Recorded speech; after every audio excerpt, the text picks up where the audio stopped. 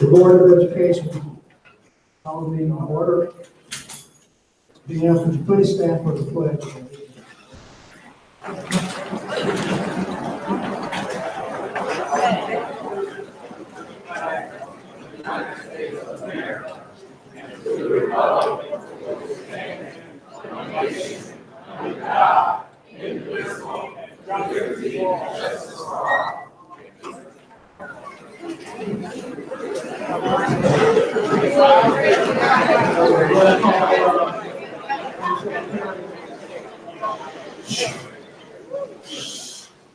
Please call the roll. Mr. Mitchell. Here. Mr. Taylor. Present. Ms. Rush here. Ms. Crowder. Yes. Ms. Buchanan. Present. Mr. Bradley. Here. Ms. Watley Steve. Present. And the quorum. Thank you. We have a motion for approval of tonight's agenda.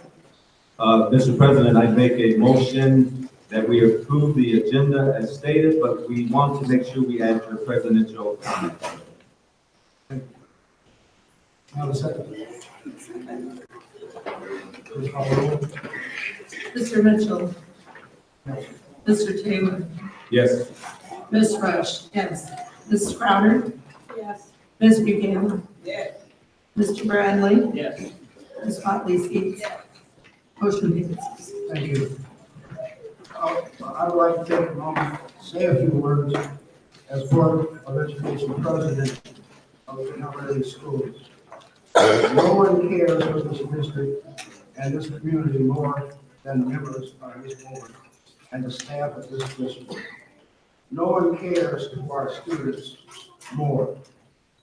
I know our students will learn more, perform better, and receive a better education in this district.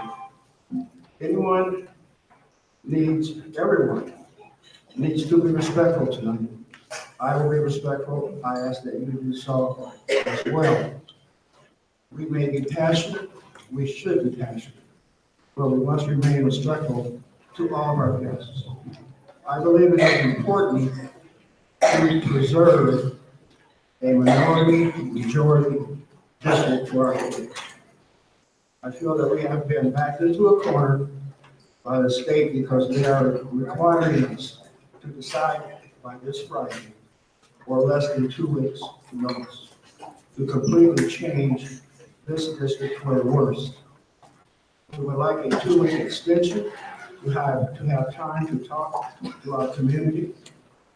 This request is reasonable in light of the dramatic impact of the state's proposal. Our attorneys have concepts to discuss with the state that could potentially save this district. I would like the state to meet with us, delay their arbitrary Friday deadline to 2 weeks, and talk to us about this plan. This should be done for democracy. This should be done for our kids. K-8 is the first step to closing this district. We would like the state to talk to us about our ideas before taking this drastic step. Thank you.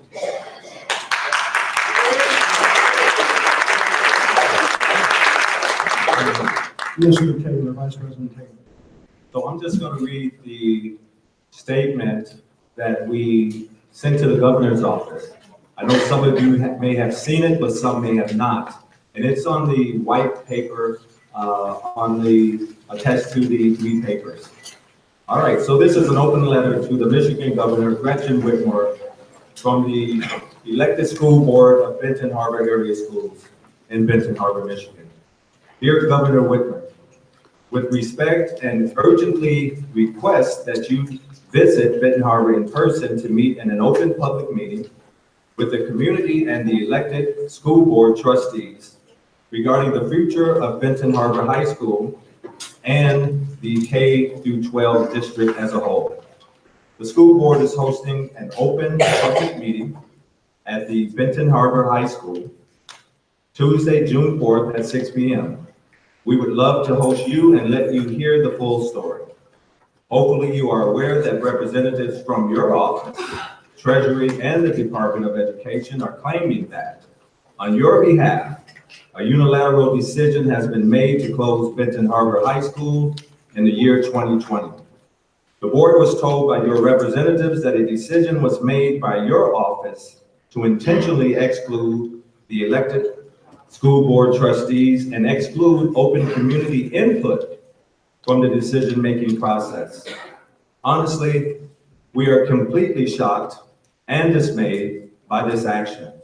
Our board has been working in good faith with both the Treasury and the Michigan Department of Education to address issues at Benton Harbor area schools, including an outline for a new strategic plan submitted to Treasury, but upon which your departments have taken no notice. We also want to openly confront the many elephants in the room that neither your staff nor the news media has addressed. The land upon which the Benton Harbor High School sits, with its athletic fields and adjacent school board properties, are the last major undeveloped waterfront properties in Berrien County, Michigan. Is this just a coincidence, given that your office just told our board representative on 5/24/19 that your plan to close Benton Harbor High School has major but unnamed supporters in the nearby business community? The draft plan from your office is explicitly a transfer of wealth from an overwhelmingly poor and Black community, Benton Harbor, to nearby white, more affluent communities.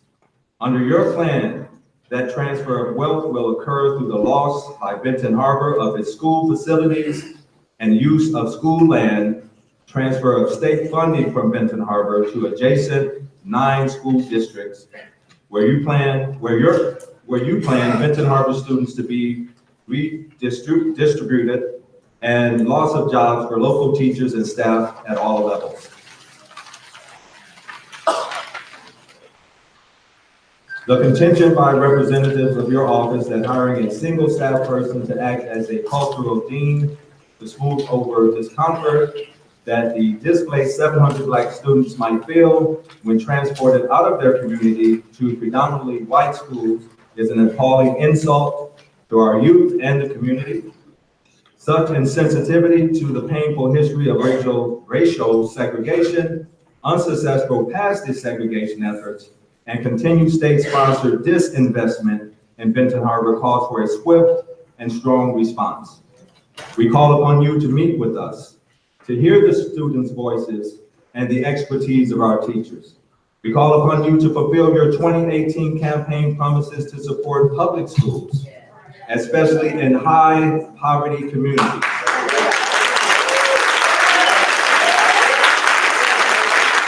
And we call on you to fight urban poverty and to hold government accountable. That is what you said, Governor Whitmer. Benton Harbor area schools needs balanced, constructive leadership from you, your office, and all state agencies. We need complete transparency. We need state and local leaders to stop sensationalizing the limited facts about Benton Harbor in the media and on the Michigan.gov website created by your office to promote your plan to close Benton Harbor High School. Our community needs to feel that our youth are respected, valued, and worth meaningful investment so that they may appreciate their community. The students, their families, our teachers, and our community deserve that. Sincerely, the Board of Education.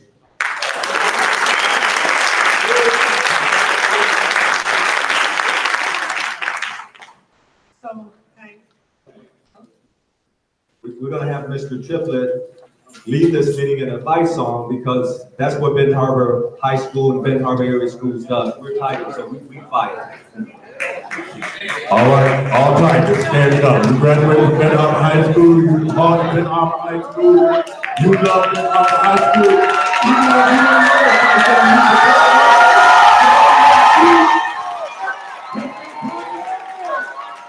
Come on, come on, come on. Benton Harbor, I'm going through that time, for we are here to make this contest. I need the time, for I feel the more than I can feel better. Calling, let me fight, fight, fight, until the last of the we ain't dead. Da-da-da-da, da-da-da-da, da-da-da-da, da-da-da-da. You are born and black, the color of our coat and suit. We king of tigers and fire, until our color strikes and blue. We king of both, ever high coat, till we know that we have won. And we still sing to you, oh, Benton Harbor, B-A-B-A-B-A. Oh.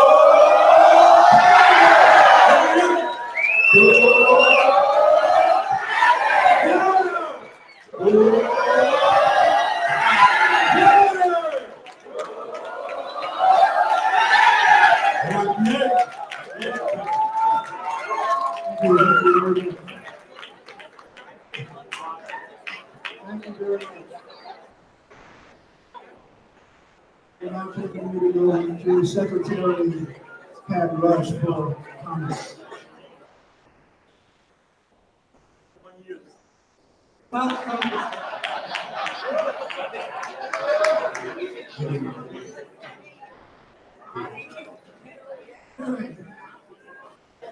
Thank you all for coming.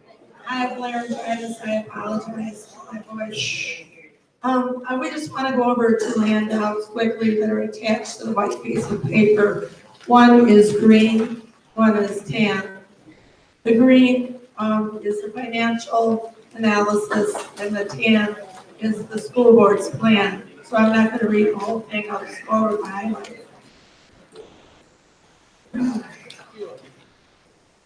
We as the board feel that the governor, treasury, and the Department of Education all need to look deeper at what the governor's proposal is actually achieving.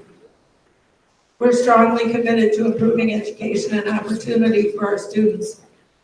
But a deeper part of the story is also about money, land, and jobs. Losing schools and students affects the entire community. So we did an analysis of how much money has left our community, how many jobs we've lost, and what will happen if the governor proceeds with her plan. So you can see the websites here. Basically, the way education is funded in Michigan is that every student, a full-time student who comes to any school, the state makes sure that you get $8,000 per student. Every student also accounts for a 1/4 of jobs, so 0.25 jobs for students, people's jobs. As everybody knows, in 1996 was passed the school of choice. I'm sorry. In She has 1996, laryngitis. Go ahead. in 1996, Michigan passed legislation called school of choice. You can see from our analysis that right now, 2,782 students go to school outside the community. This has happened very gradually, and we believe that people didn't realize what was going on. We also know that there's many reasons why families decided to leave. However, every time a student goes somewhere else, it costs the district $8,000.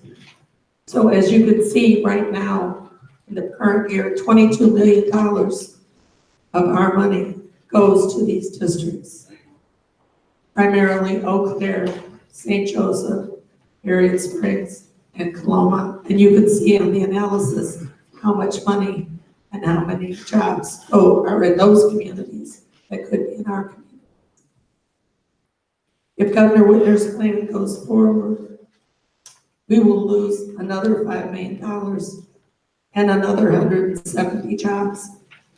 Those jobs in Benton Harbor, 170 jobs would be lost in 1 year. So as we look at the big, as we look at this, we need not just to fight for the high school, we need to fight for adequate funding and good programs for the whole school district, so that parents and students decide to come back to the district. Second page, the tan page, I'm just going to read the highlight. One of the things that has been said to us is that the board, this was on the governor's press release, that we have no plan. That is not true. The board has been working tirelessly these last 6 months to get a plan. July 1st, by law, we are supposed to have control over the whole school district. We have submitted a strategic plan to the state twice. They have not acted on this. We actually, even with the debt, submitted a balanced budget for the coming year. And we were told by the Treasury Department in February we had enough money to last for 2 years. If we run out of money, it's because the state chooses to call in those loans like a predatory loan. We also know that we need to make curriculum improvements. We need to work on getting more qualified teachers. We need support and more money for our teachers. We need more teacher training. The board is very committed to that. We're committed to improving the curriculum in every way and fair testing and tracking of all the courses that the students achieve, so that we don't go through this craziness we had this year where they told us the students weren't going to graduate. We also have money and resources available to us to repair the buildings and to move forward. However, the state has prevented us from using the money we have. So one of the things that must be clear is that the board, I've heard, I'm just on the board since January, and I've met with over 50 people in the community in the past 4 months. And I've heard that the board in the past maybe was split for the appeals side. This board is unified. We have a plan.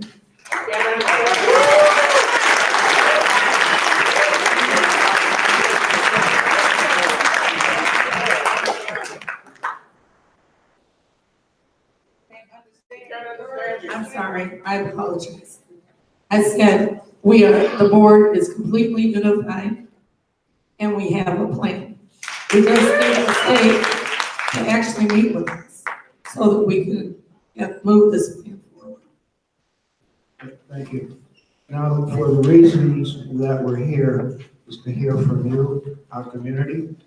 I just want to advise you that by board policy, we would like your comments to last for no longer than 3 minutes, so we can accommodate the many people that may want to talk with us and to give their participation. So we have, I'm sorry, board president, we have a video first, I think, and I think those students who are going to come up, like they're here tonight to talk about the video, so they're going to show that first. It's already keyed up, and this still is part of public comment.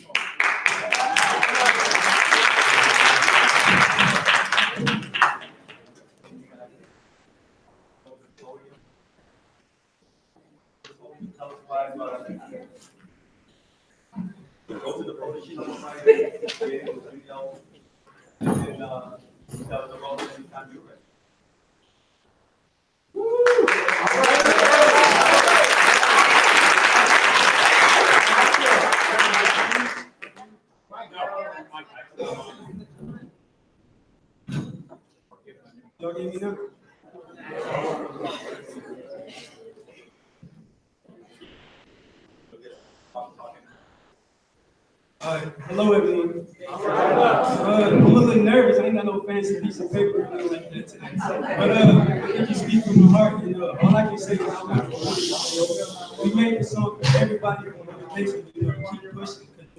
Everybody going through things and it might be tough.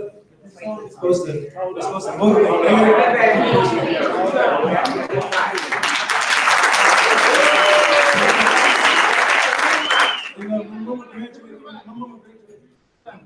My mom graduated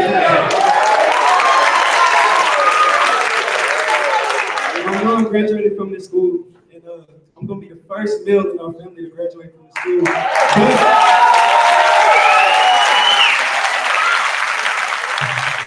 But if it closes, that can't happen. See, when they close something like this, it's like it tears apart a lot of people's dreams, and they can't just do it. Like it just don't affect them, no matter what. Like you can't have no community without no high school. It just don't exist.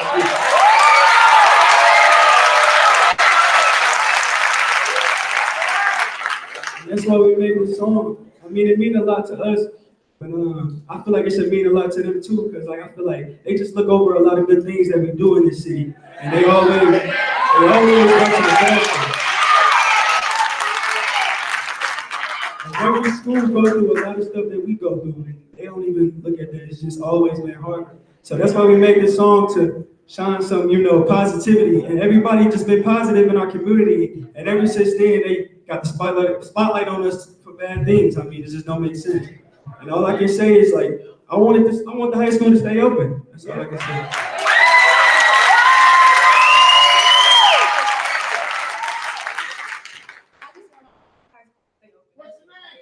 BHAS. Everyone knows I'm BHAS Spencer Kyle.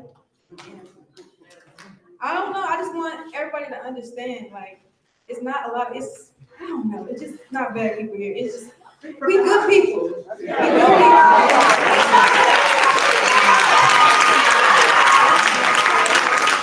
I want people to keep walking with me. Just look. Hey, open your eyes and get up.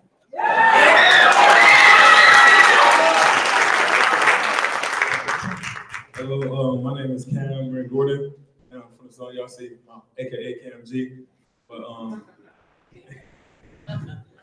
But I just feel like we should keep the school open, because if you shut this school down, look what you take. We got history, we got people that made it far,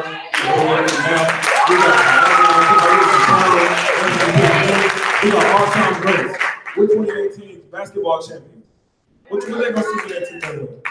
They ain't gonna see nothing. They just gonna see, oh, a high school, just a normal high school that's no longer here. Don't nobody want their legacy going like that. It starts here. It starts with our voice.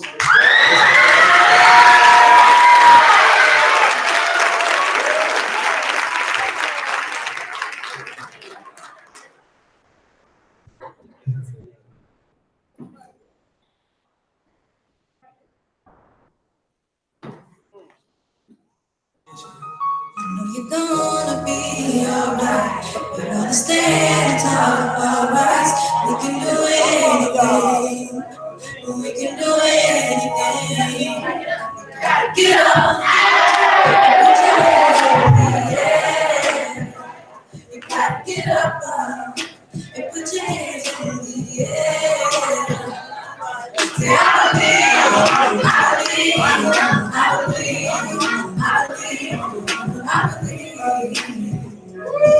I believe. Tell us something we gon' make it, cause nobody. Just give myself a smoke, don't drink and I don't take a pill. Stepped in the back so many times, I don't know how to feel. Just set examples for the youngers in the battlefield. So my city, we gon' make it, this shit inspiration. Showing niggas dedication with the education. My city's happy for greatness, for me, those places. Cause every time I see them, look like we have conversations. They always say me something bad, and I congratulations. I guess they think it's so big, they can get me real fast. We can make it out the trenches, I know we can do it. You know, I'm talking about the feeling, having like a bonus. Chase your dreams, and when you find them, make sure you can so when you find your passion, it ain't nothing to you. And it help is the kid, make sure you don't lose it. And it help is the kid, make sure you don't lose it. Get up and put your hands in the air. You gotta get up and put your hands in the air. Say, I believe, I believe, I believe, I believe, I believe.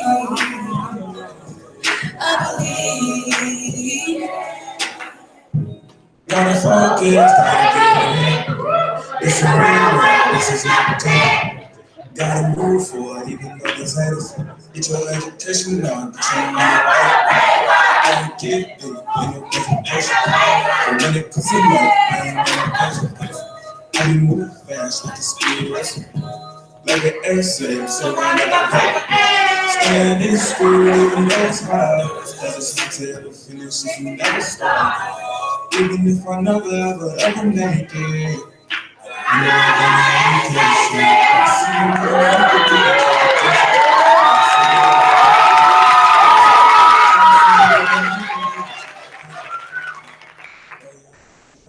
Get up and put your hands in the air.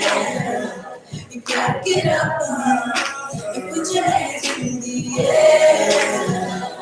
Say, I believe, I believe, I believe, I believe,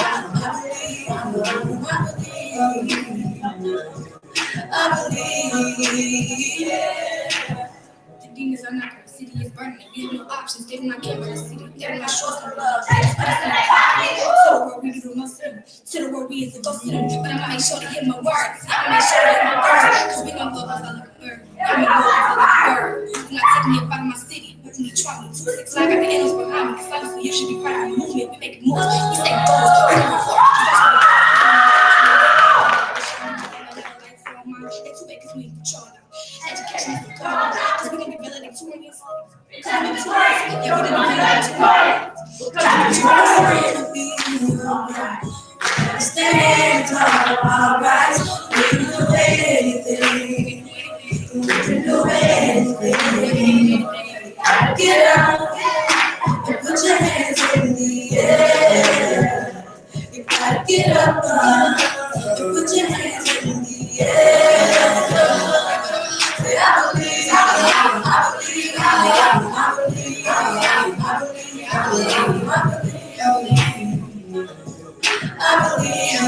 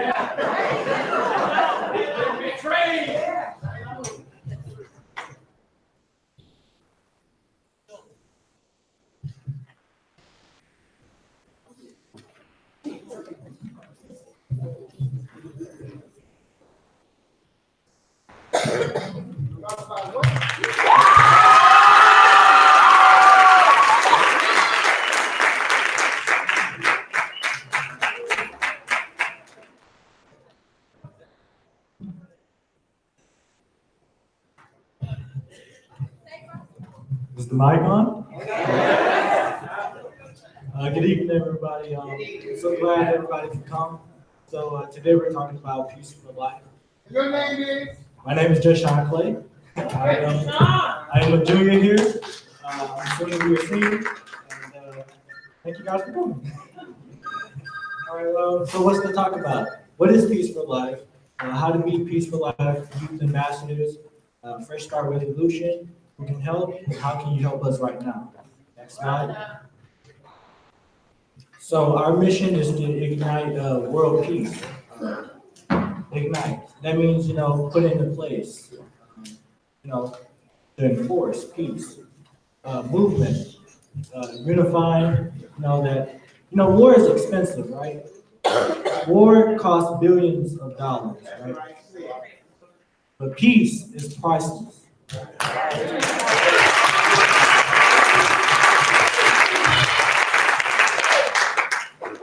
Finally, our mindset is to put peace first. Peace should be the most important thing. All right, next slide. What does it take to be a Peaceful Life Youth Ambassador? To join Peaceful Life, just start caring. All right, next slide. Just start caring, guys. So our resolution is a legal document, it's given to all you guys out there. So that's what the fresh start resolution is, that legal document that you guys are holding right now. All right, next slide. Examples. So that is the resolution will improve our district. And who? It's through you guys. It's through the community, right? Supporters. It's through you guys. All right, next slide. All right, whereas, can you guys all read with me? Into a consent agreement with the state treasurer on September 23rd, 2014 to address financial stress in the district.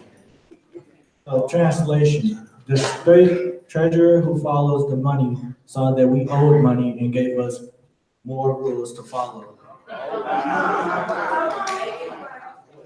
Whereas the Michigan Department of Education, MDE, notified the board that 3 of the district schools, Dream Academy, Alternative High School of Choice, International Academy of Hull, and STEAM at MLK, collectively the priority schools, were among the bottom 5% of all public schools in Michigan. And next slide. Okay.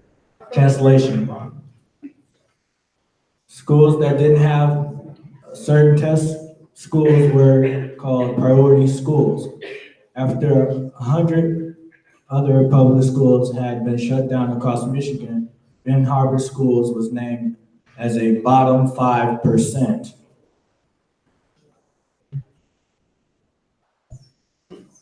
If the state keeps shutting down schools, there will always be a bottom 5%.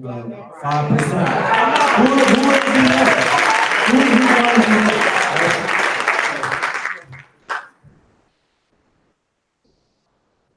Are you with me? Well, first let me introduce myself. My name is Quincy Salton. I'm the senior class president here.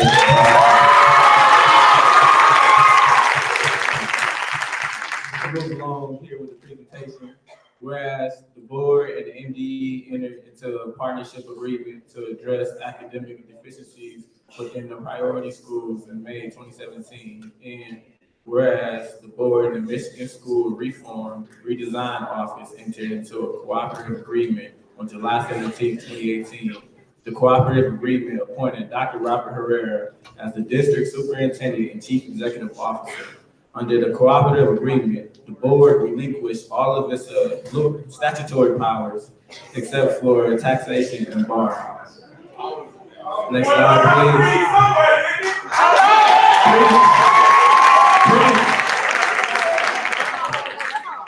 One of our schools was my reading came from Problem Britain. But to translate that, the state created rules and policies for its priority schools. And they took power from our school board and they gave it to our superintendent, except borrowing money and taxes. Next slide, please. Continue reading with the presentation. Whereas the district's administration recently reported the district had $4.5 million in yearly debt and $12 million in long-term debt. And whereas the board has addressed the district's deficit by reducing staff and eliminating positions that support students. Next slide. So, of course, the district owed a bunch of money, but our board had accepted these laws and things, and we let go a bunch of workers, closed a bunch of programs that was helping the students also. Now, this didn't do anything but cause a bunch of problems within our community and our schools. Next slide, please. Whereas Peace for Life Youth Ambassador student organization circulated a Fresh Start petition urging the state officials to forgive the district's outstanding debt. So you guys are very aware of the petition that came out, I think, I'm sure a few months ago, going around to ask the state to forgive our debt and to stop the laws from hurting us so we all can teach in peace and learn in peace. Next slide, please. Keep going with it. Whereas our national and state education policies have implemented legislative amendments without giving feedback from educators and other school officials. And whereas state policies have weakened public schools in general and crippled schools that serve minority students. These state legislative enactments have disproportionately, impacted deficit school districts as follows. Property tax models, public schools being identified as among the bottom 5%. Proposition A, reliance on student count day for district funding and penalties for reduced student enrollment have contributed greatly to the reduction in the district's students enrollment, financial standing, and pool of teaching staff. The state and fed make rules and laws without listening to our teachers and our school leaders. The laws hurt schools that are fighting poverty. What hurts bullying us with public 5% labels, using property taxes, your Proposition A policy, paying schools after count day, way after the staff's first day of work, punishing us for losing students. We lose students and staff under these rules and policies that they have created.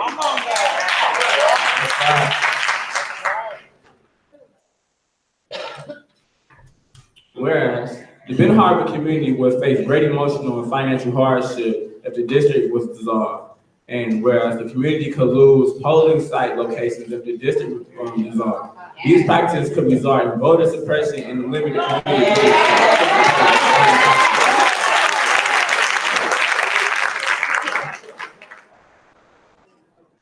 Really quick before I introduce myself, I just want to say, can I get a quick round of applause for all of the students who are here supporting their schools?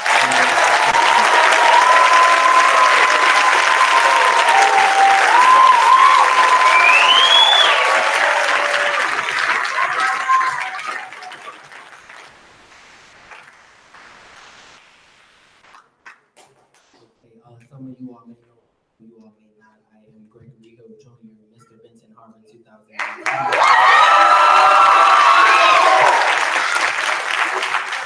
Benton Harbor High School homecoming team, and I am the graduating.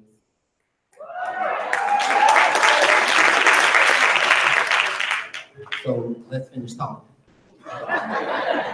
The state's treasury threat to close our schools will cause even more emotional grief, as I always say. How are students expected to excel on tests and schoolwork when they have to carry the burden of not knowing the future of their school?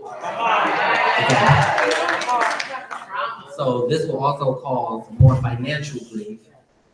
This idea is taking away our right to vote, because this is a voting poll. So when they close it, where do we vote? This idea is an attempt to silence our people, which they've been trying to do for X amount of years.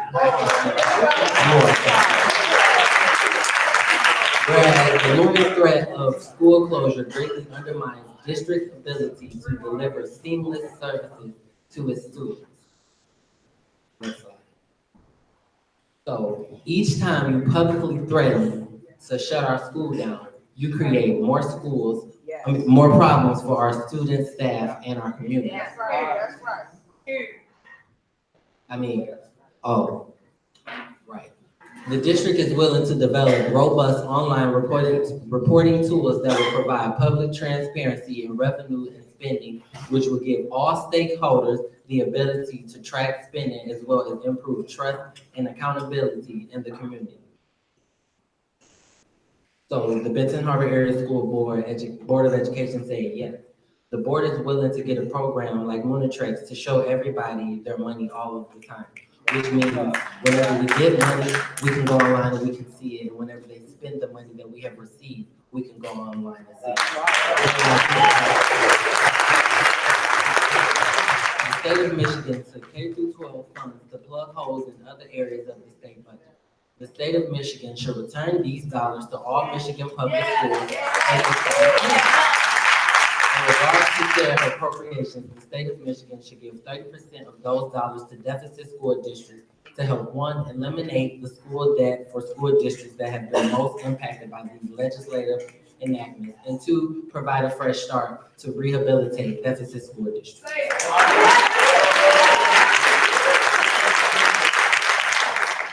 The state of Michigan has taken money that was meant for all K-12 schools and given it to others. So y'all took our money and y'all gave it to somebody else. Because we don't need it, right?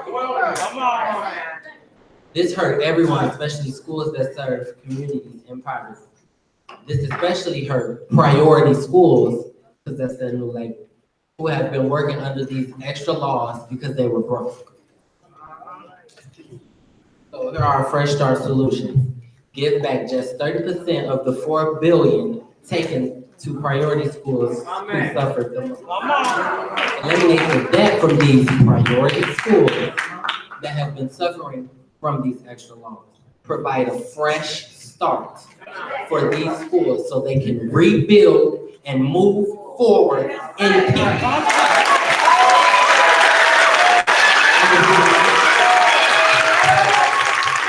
Provide a fresh start so we can move forward and rebuild in peace. Now, therefore, be it resolved that the board provides the Fresh Start position presented to the board by the Peace for Life Youth Ambassador Student Organization, encouraging Governor Gretchen Whitmer to initiate state action to forgive the district outstanding debt so that our students may reach their potential and achieve academic success.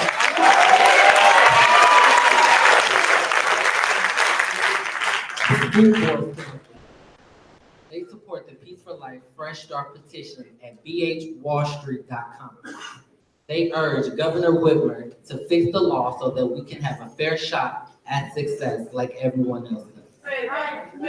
We are united on this. One voice, one sign.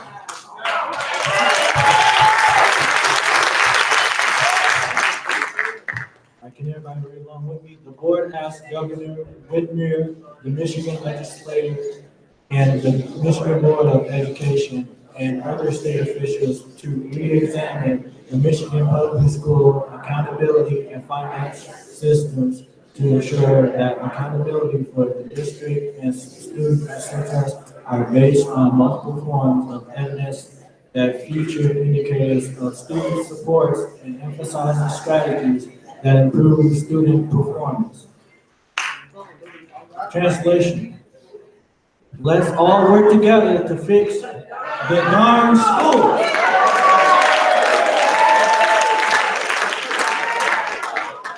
Now that we stand divided, we fall.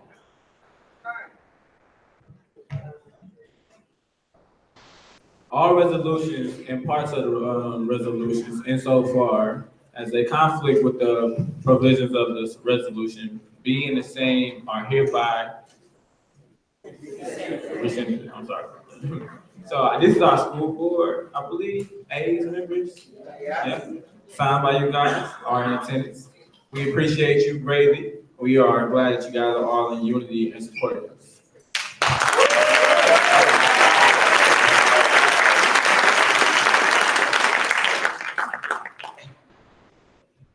We don't need no translation for that. That is just extra support to let them know that we got the right leadership behind us.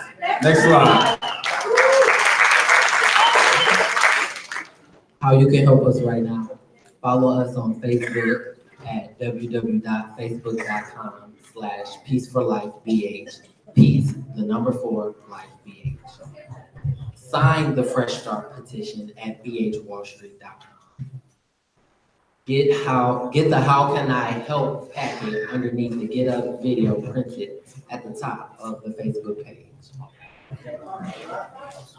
Thank you all for your time.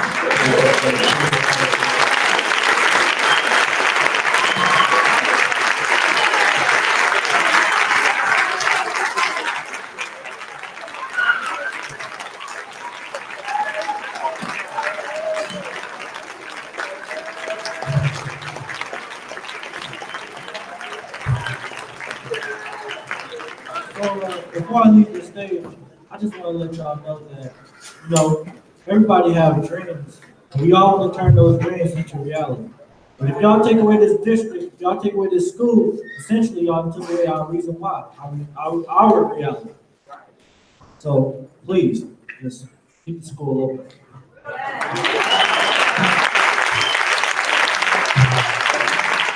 Thank you. Of the mouths of our young people, and we have one more young presenter right now before we open it up. This is Tamaya Clay. She was just featured in the Herald Palladium. She's also one of my robotics students. They talked about in the press release about our 11th graders not meeting college entry tests. This young lady got accepted to Stanford University.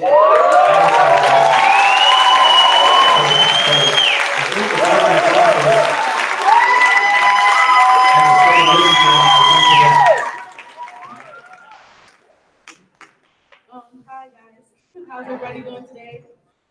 That's good. I'm just here to talk about the mental health and like the kids, how they are in the community. I just want to first start off by saying that Benton Harbor, in a way, is a broken community. We have like a lot of students that grow up in one-parent-ran homes where there really isn't that connection, that father-daughter, mother and daughter and son connection. It's kind of like broken.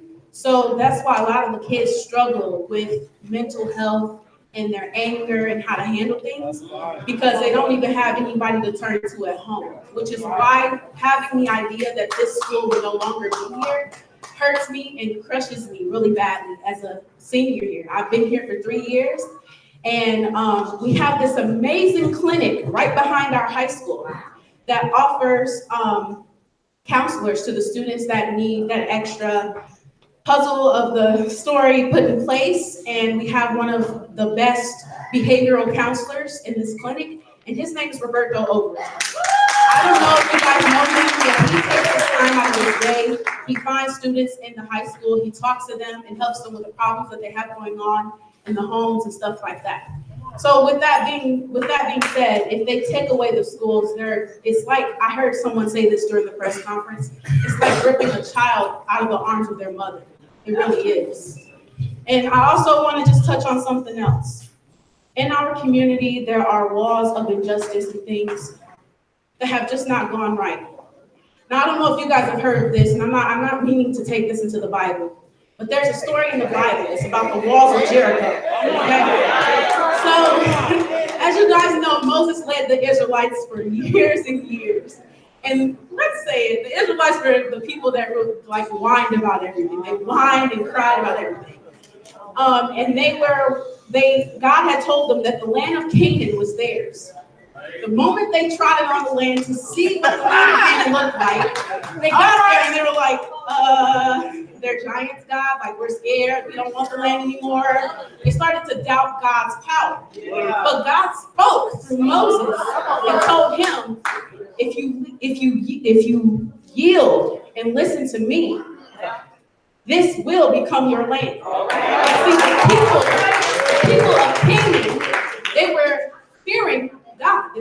Moses is God, which is God. And God told them to walk around the walls of Jericho 7 times, that their walls shall fall. Now, the Israelites, as they normally do, what they're really good at is whining. They're whining about it, but they still followed their leader and they marched around the walls of Jericho 7 times. And indeed, those walls did fall. Now, I don't know what my city, Benton Harbor, is going to do, but I just know that something is going to happen. And no one knows the day or the hour, but something is going to happen. Thank you.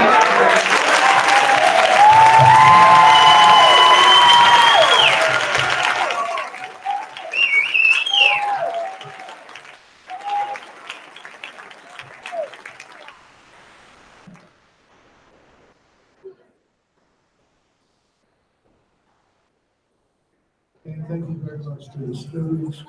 I know the community really enjoyed their presentations and their heartfelt outpouring to you. I know I did. Now we're going to open it up to the community, and we're asking that those that would like to speak, please form a line close to the center aisles so that we can get the microphones to you. As of board policy, let's remember that we're limiting comments to 3 minutes a piece so that we can get through everyone's question and answer. Please state your name for the board. Testing. This one is on. I'll go first since this one is on. My name is Ron Fudge. I graduated in 1990. I just want to apologize to the board for us that have not been coming before now. And I'm here because I want to know if we get past this, if we can get through it, how do you all plan to engage the rich alumni that we have out there? There's so many of us that are doing some great things, but for one reason or another, we're outside the gate. And so I would love to be a part of figuring out how do we bring the resources together, all the people that have come through this school that are doing extremely well all over the country. How do we get that here to help something like this never happen again?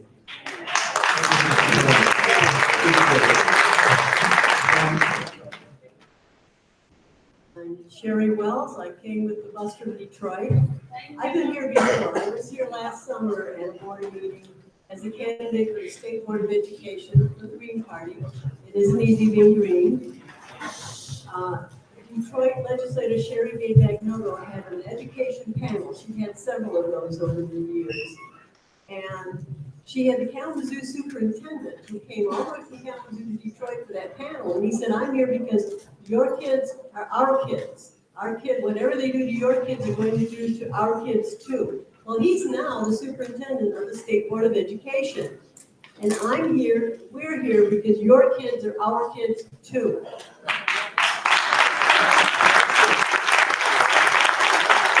They mentioned the partnership agreement. I attended a state board meeting, which you should do if you're running for it. They always shook their heads about Benton Harbor. They talked about the whirlpool. Well, it sounds like the money for the partnership agreement went down the whirlpool. Come on now. And a charter school in Benton Harbor took like $1.5 million worth of kids away from you. How can you balance a budget that way? Then they come up with something called a CEO. That was news to me. And well, gee, that sounds like a new term for an emergency manager. He was supposed to work the miracle with his crew to get Benton Harbor back where they wanted you to be. They even had someone who was talking about new lighting in the high school. It would be better on students' eyes and cheaper to run. Well, now the superintendent's going to leave. Farmington Hills is going to get him. Now, I talked with a mature white man who said that he remembers hearing that Grosse Pointe High School is near a river, near the Detroit River. Benton Harbor High School is near a river. Grosse Pointe High School had classes for the high school students in sailing. all your students know about boats and the ones that brought their ancestors over. How fair is that?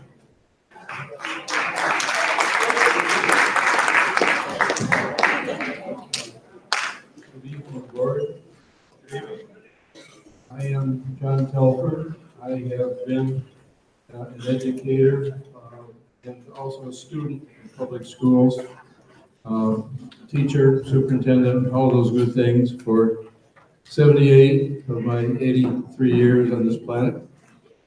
And what is happening in this school district and to this school is nothing short of outrageous. I think you have to muster all of your forces to make sure that they do not take this school away from you and shut it down.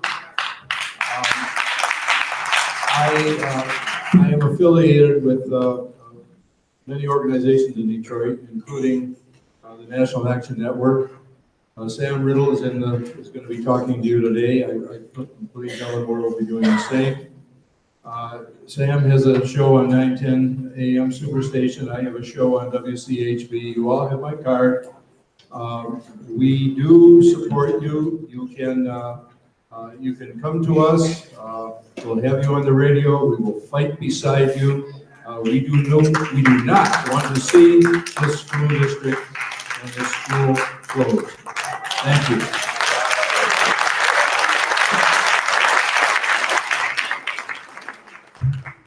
Fellow school board members, community, Commissioner Mary Ellen Sanders. I went through the state of an emergency management with the city, with our local government. We've walked to the governor's house, we've cried, we rallied, we prayed, we achieved that, but I knew that it was going to avail us nothing because I saw them coming after the school as well before it even happened, because I've been down and involved for almost 20 years now. And I've watched the players and the plays. And I would recommend everybody that don't know how to learn how to play chess. All right.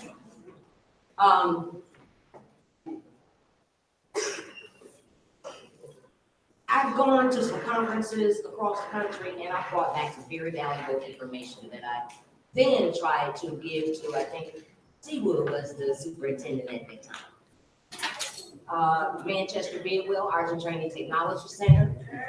And as of 5 years ago this year, after the peace walk that took place 6 years ago, became our brother's keeper. Now, I've been holding on to this thing and this stuff and in touch with these people for 5 years, crying on endless phone calls every month about my community's needs. Not just local government, but our schools too. They all function together. Somebody had the nerve to say something about leave politics out of it. You can't. Because something legislatively is going to happen. I want to get to the kids though, because they said some valuable things and we better start listening to them because their futures are at stake. Which is why I held on so closely to this jewel called my brother's keeper, which our first black president, Barack Obama, knew that a time such as we're living in right now was coming. And he put a playbook together for it. And it dwells right across the street at the Boys and Girls Club. And over at the other Boys and Girls Club. And in Al Bashoba's hands down at the Nexus. And they're using it. But against us. Instead of us becoming organized to become organizational. This is for our children. And resources have started to show up. Resources has finally started to show up, and I think somebody knows that. And they're not small resources either. Because they know the prize of our city. And they're listening, they're paying attention, and they're watching. And I want to encourage the children. That young lady said something about the walls of Jericho. About 6-7 years ago, I asked the community to join me downtown in City Center Park. The city was too large to walk around 7 times. So we did it around the park and 5 people showed up. But that's okay, because we walked backwards. And we're waiting on something to happen.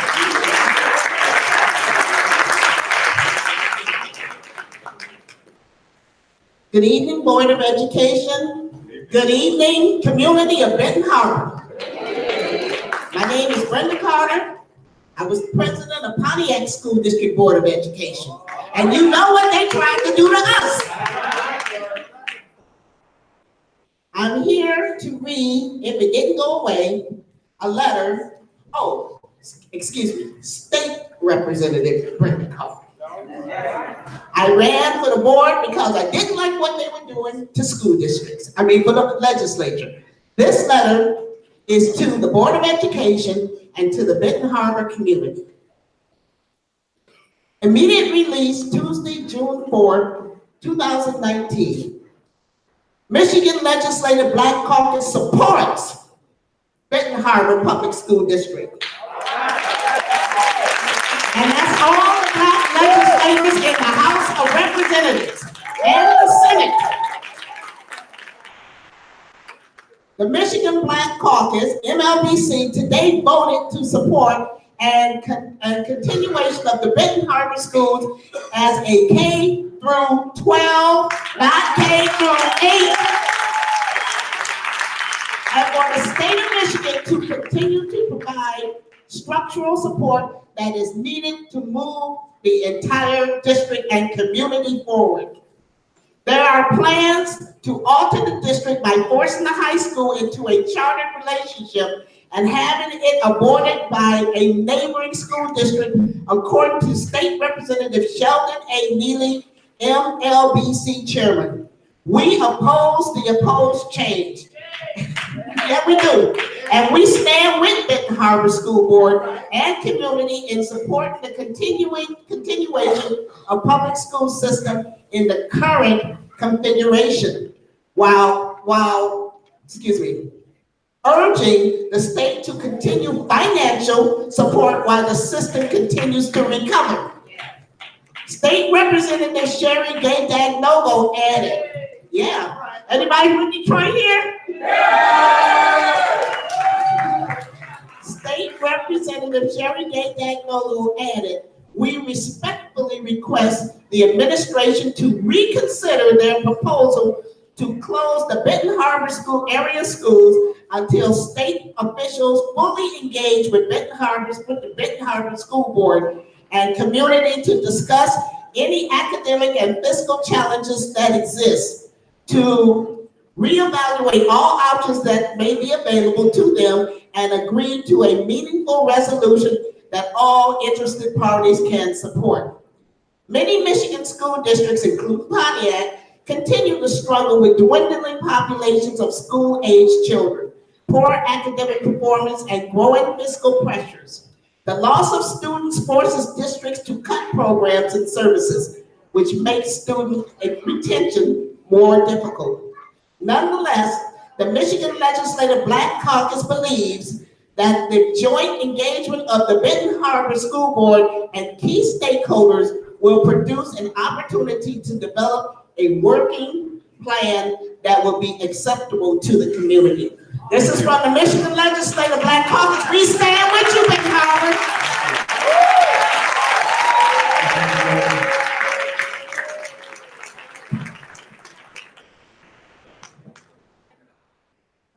Hello, my name is Paulette White from Detroit, and I just want to first let Benton Harbor know that we are in the House, Detroit. We're here to support you, and I want to let you know who's here. Keep the vote, no takeover, with Helen Moore, Michigan We Choose, Detroit chapter of the National Action Network, Michigan Network for Equity and Education, Journey for Justice Alliance. We are with you.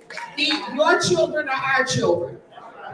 We cannot let them down. And let me tell you something that I see tonight. First of all, they gave us their heart. Then they took us to school, and then they took us to church. A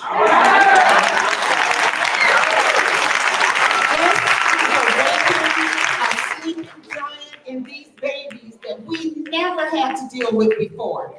This will never happen again in their lifetime. But we have to support them today.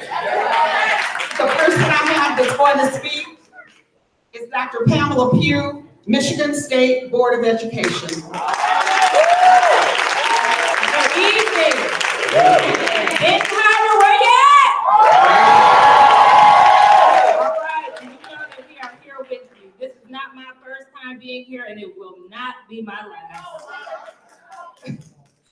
We know that not only here in Benton Harbor, but I was in Saginaw because that's where I live, that's where I sleep. I work in Flint, Michigan. I don't need to tell you about yet. I see Flint, Saginaw's here too. But I don't need to tell you about the racist systems that we deal with, the foundations that we rest upon, that our schools, our education systems are built upon. And if we don't have a system or decision makers that are willing to do all that they can to not only talk about it, but to make sure that they're doing everything that they can do to move us to a place that we know that we need to be and to roll back that racism. And so I am here with you.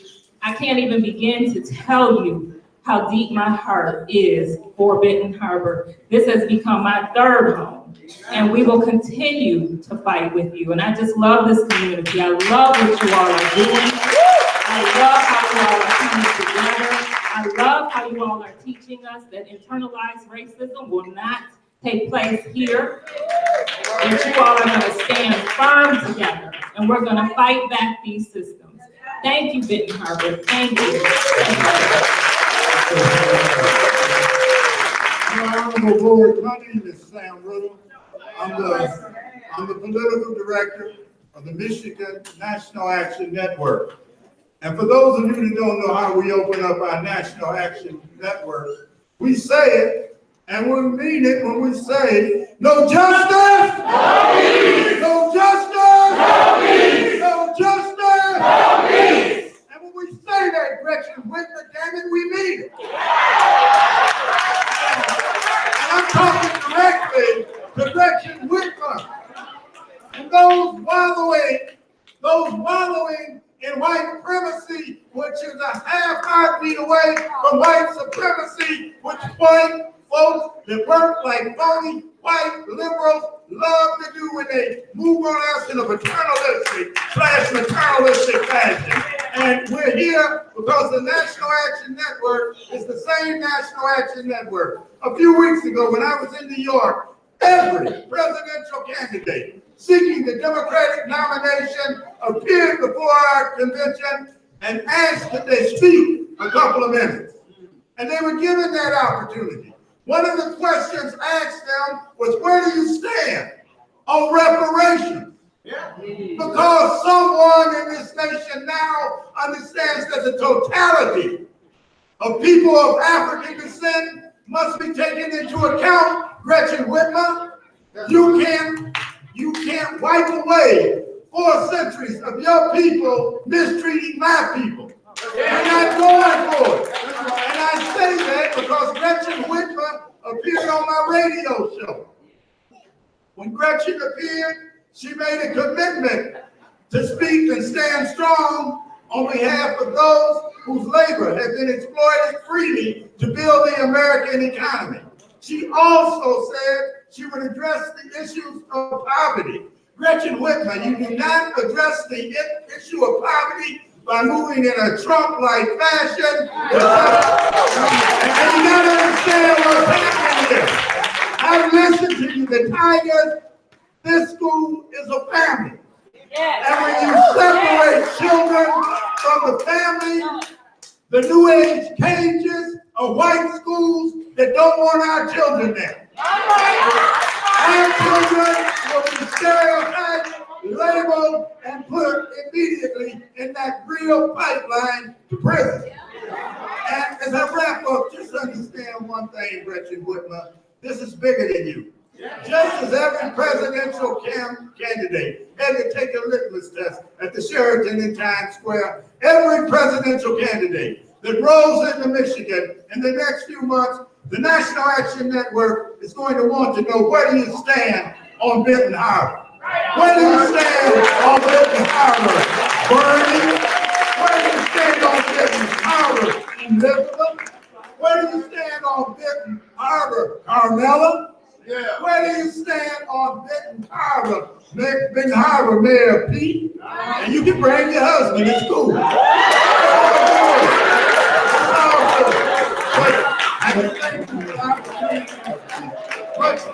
Much respect. No justice. No justice. No justice.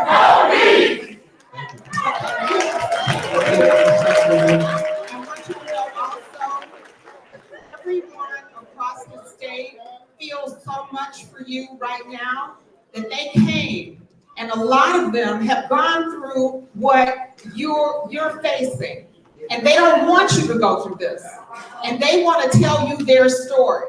And the first person is Denise Baldwin from Saginaw. All right. Good evening, Benton Harbor. My name is Denise Baldwin. I'm standing here as a resident of Saginaw, Michigan, and most importantly, as an educator in Saginaw community where I grew up. For 25 years, I've taught in the city of Saginaw, and every school that I've ever attended and every school that I have worked in has been closed. This plot is not new. Sometimes they come at us differently. There were times when they were telling us deficit elimination. We've got to close because of that. Sometimes the state was making the threat. Sometimes they made the locals do the closing themselves. But no matter the direction they took or the way they did it, the end game was all the same. The end game is to tell us that Black communities cannot govern themselves. And that for some reason they have developed this nefarious plot that says the state has to come in and intervene on problems that they really have created themselves. When I think back to when I first started teaching, the way education looks now is nothing like it looked then. And the only thing that has happened is that the state has intervened. They've changed the way tests have been administered, and they've changed the weight that has been placed on them. Back in the day when we were in school, we took the test, we got the scores, half the time we didn't even know what they were. But what they've done now is devised a plan where they are making us believe that we are failures, our children are low performing, they've labeled us, they've ranked us, and they have justified their takeover plot. What we need to do at this point is stop playing their game, stop chasing deficit eliminations, stop chasing school closures, and we need to connect the dots, connect the Black communities across the state, call it what it is. It is a racist plot. It is a racist plot to take over our communities. It is an urban cleansing to get us out of the way.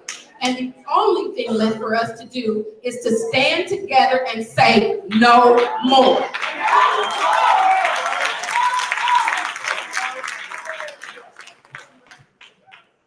Reverend Edward Pickney, Benton Harbor, I want to take my hat off to the board. The letter that you wrote was tremendous. Here's my heart. I couldn't have wrote a better letter myself. I believe in calling people out. And what y'all did was tremendous.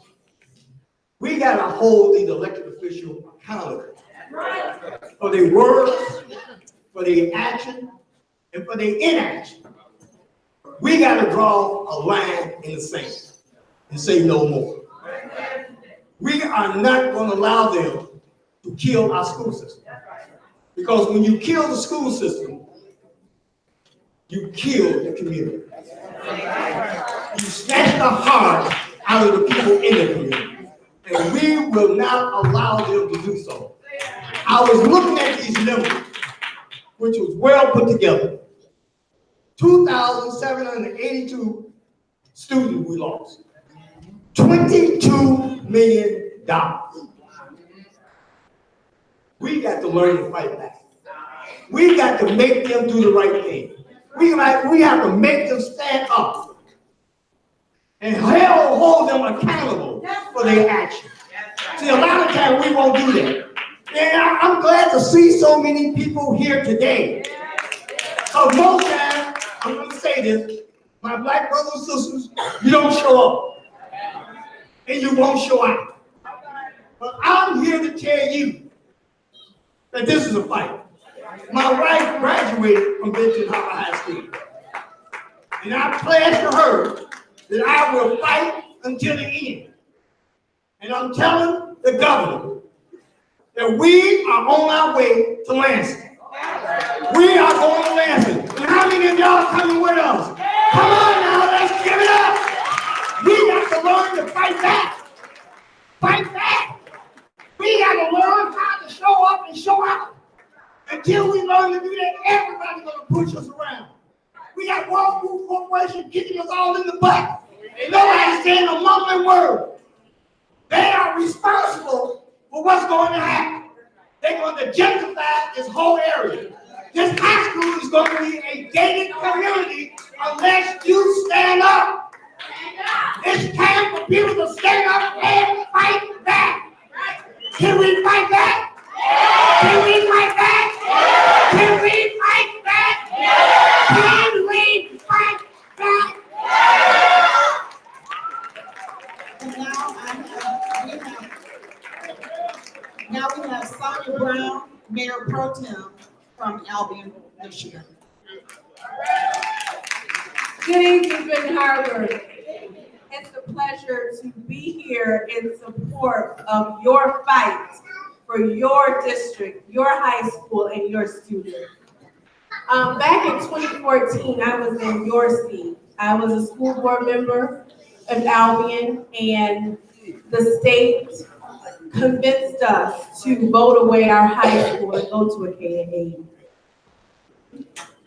2 years later, we were totally annexed by Marshall, which is a neighboring predominantly white school district. We were tricked. Do not vote away your high school. If Governor Whitmer is bold enough to shut you down, you make her come in here and own it and do it. You don't do it. You have everything to lose if you don't fight.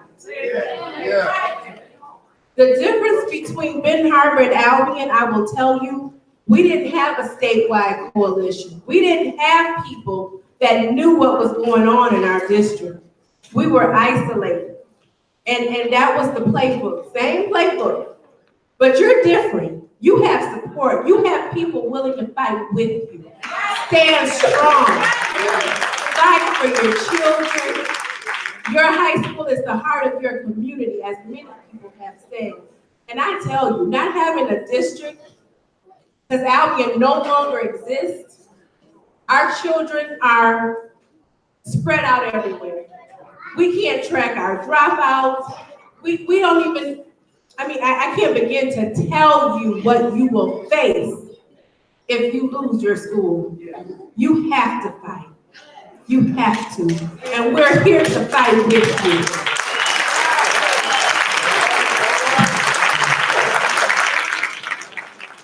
Board, citizens of Benton Harbor, I'm Harold Bragg.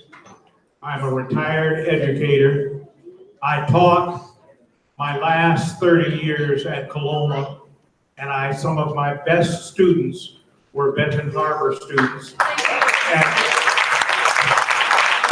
And what I'm about to say isn't going to be what everybody wants to hear. One of the things that I want to point out is this board is the last hope. This board.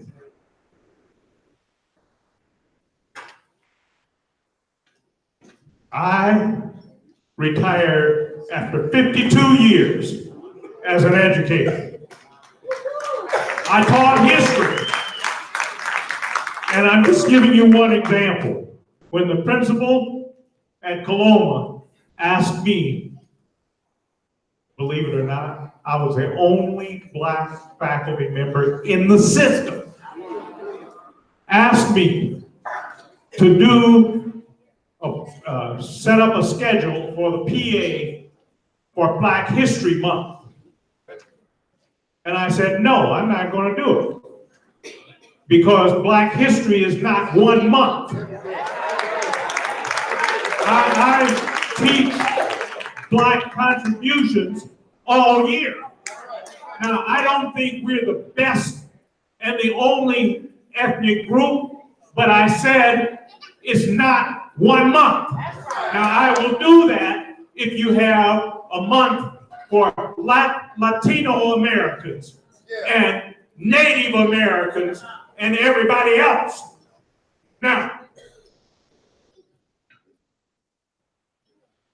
I want us not to have just a rally here. I want us, because I've been coming to these meetings. This is the second one that had over 200 people. But I came to a half dozen before that. There were fewer than 30 people here.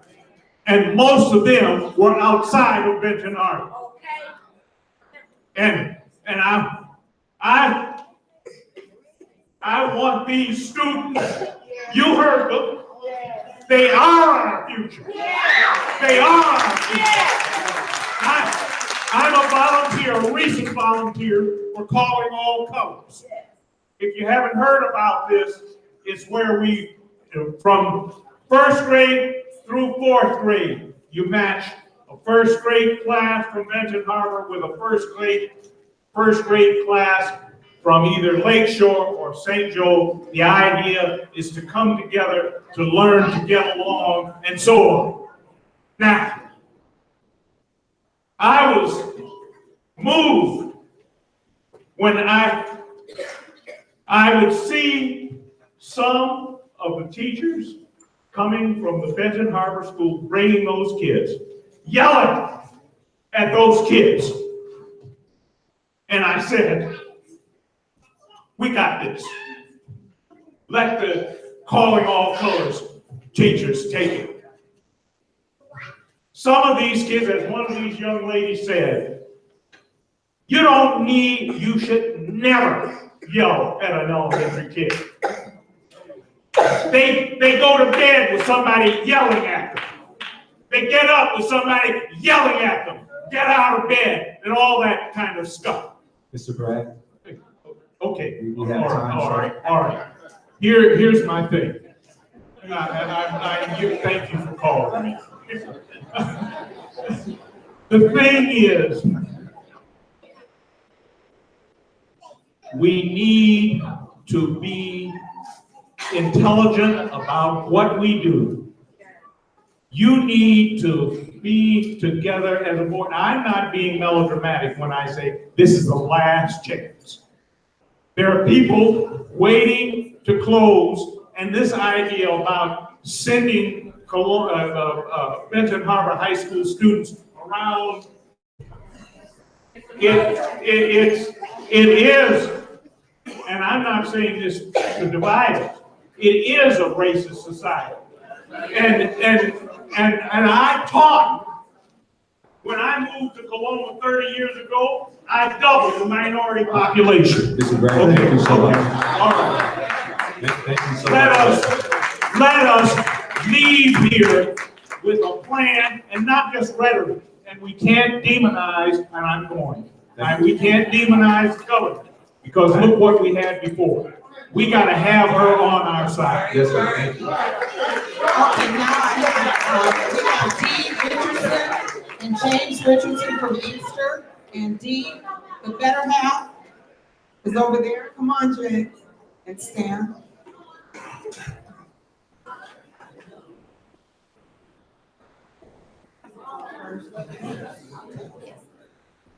My name is Beatrice Richardson.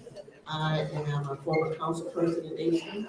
I am a former school board member.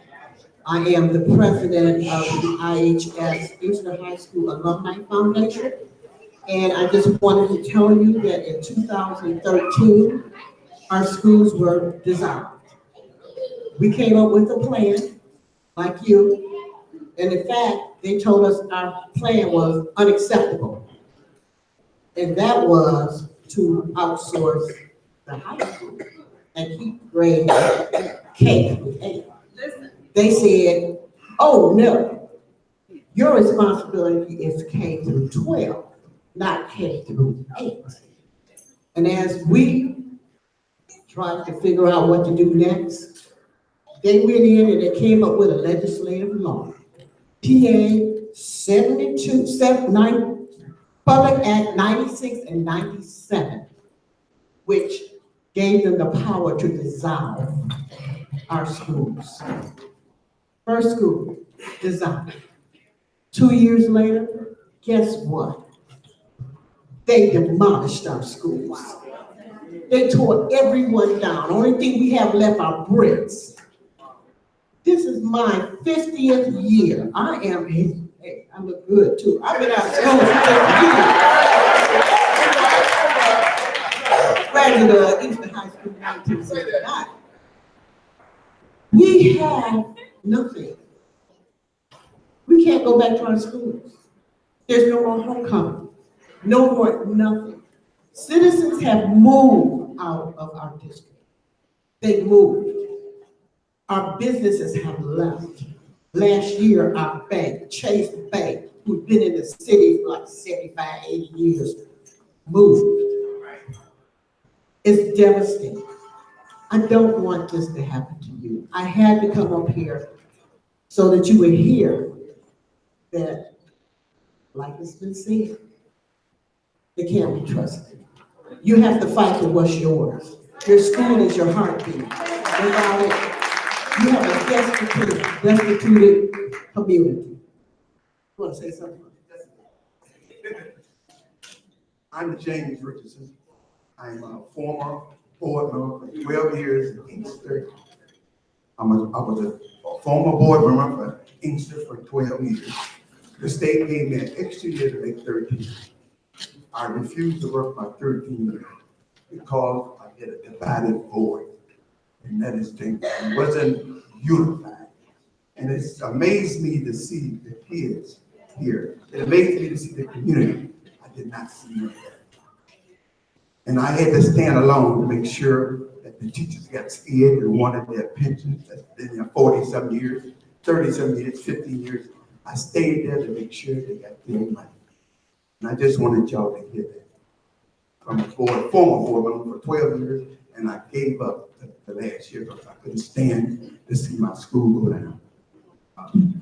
Thank you. Thank you. Hello. My name is Rodney Gully. I'm the president of Southwest Michigan Minister Alliance.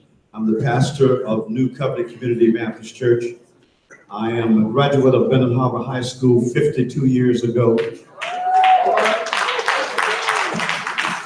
I graduated from Benton Harbor High School with a track record, served in the United States Army in Vietnam in 1968 during the worst time. And being back here, after the Lord led me back here, he led me to lead the ministers. And we had a meeting on last Friday. 30 pastors came to that meeting. 30 pastors agreed that we're standing with our children for this school. And I would ask that the pastors that are here, when you stand, all the pastors that are here, when you stand, we got pastors all over, we got pastors back there, we got pastors here, we got pastors there, we got pastors there. We want you to know, Benton Harbor, I'm a warrior. Steve, I'm standing for our children. I died for what I believe in. And let me say this before I close. We get what's called disaster relief when there's a storm. One of the definitions for a storm is that when there's a disruption in a community, that the community does not have enough resources in order to revive itself. That's a disaster. And in any state, they have what's called disaster relief. And I asked the state of Michigan to look at what they're going to cause to our children, a disaster they are caused to our community. Give us disaster relief for the city of Benton Harbor, Michigan. And as I finish, I want to thank all the men of the Southwest Michigan Ministerial Alliance. I understand the governor's trying to come here and she's trying to ignore us because we stood together. And she needs to know if she wants to identify the leaders of this city, she cannot overlook the minister of the city. May God bless the school. May God bless Benton Harbor, Michigan. Now we have, We're going to pause right quick because we need to take a break. So we're going to take a 10-minute break. But when we come back, though, because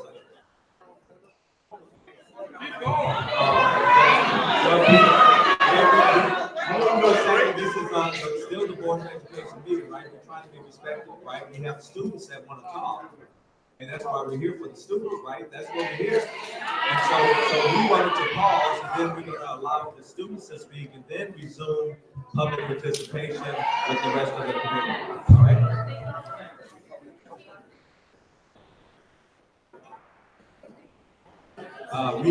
We have one statement. We're going to allow the governor's office to make that statement before we take a break. Good evening. My name is Poppy Hernandez. I work for the Honorable Governor Gretchen Whitmer, and I'm here to make a statement on her behalf.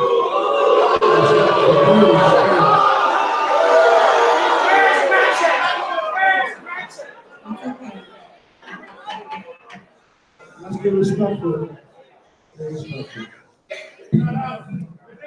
Her, the governor.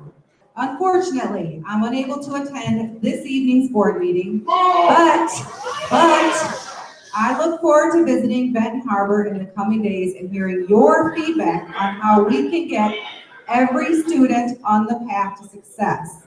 Please join the Lieutenant Governor and I, along with the State Department heads, for a town hall meeting on Wednesday, June 5th at 4 p.m. at Bishop Atterbury's Church, the Brotherhood of All Nations, Church of God in Christ, at 516 Emory Street, Benton Harbor, Michigan, 49022. The doors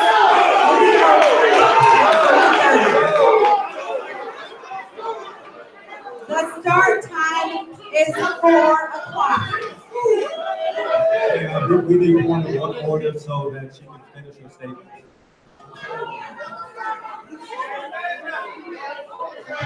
I made the statement. Thank you so much. But we run the meeting. Go ahead now. You finished? All right, so we have a break. We're going to break for 10 minutes for the board, and then we'll be right back with our young people on stage.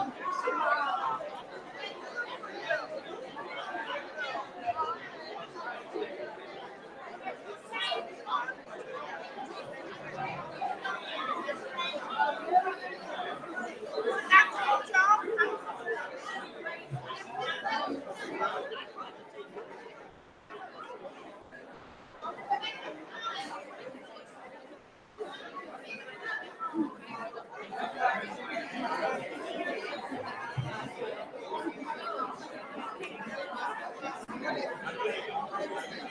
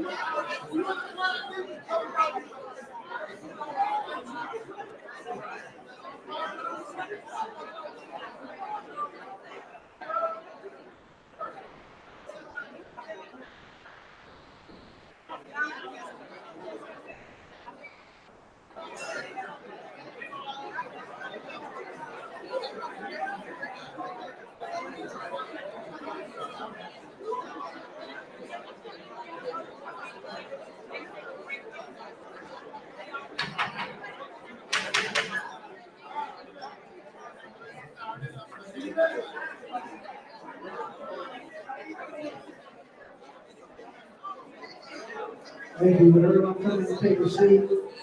Getting ready to reconvene. Testing. Everyone come in and take a seat, please. So we need all of the students on the stage ASAP, so we can resume the meeting.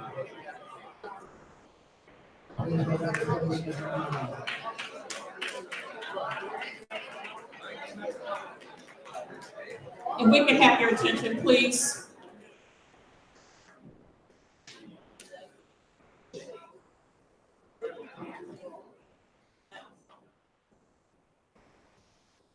One thing we teach our children is to be respectful.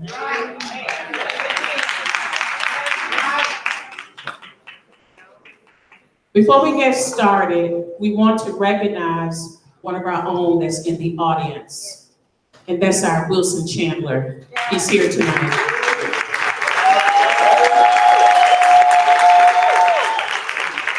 I'm not going to take up any time. I need you to hear from the students. Jordan Bell is also here, part of the Benton Harbor.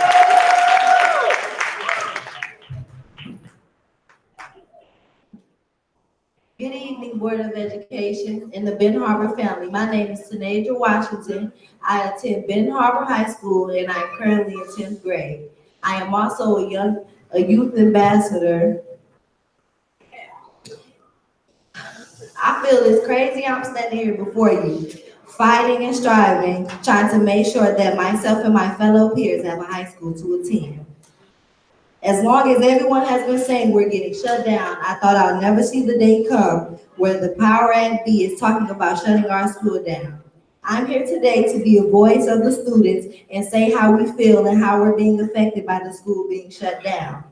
It's a lot of cons shared about Benton Harbor High School, but no one really sees the pros about us. The news hardly ever comes when the whole school gets together for good things as far as assemblies or just coming together to talk about the school in whole. But they're always here when a fight breaks out or when the basketball team wins a game. I believe it's way more to us than the outsiders see. No one takes the time out of their day just to come and see how we really are and what really goes on. When the governor of Michigan was a candidate, her proposal was to help better the Michigan schools. But now I feel that tables have turned because shutting our school down isn't bettering us. It's downing our community and our city all in one. I feel you guys have the power to help our schools stay open by forgiving our debt, because I feel that it's not the students' fault what's going on and why we're suffering for the things that happened in the past. I would love for all of us to come together as one to keep our high school open. And once again, I am Taneja Washington, a voice of the students. And thank you for your time.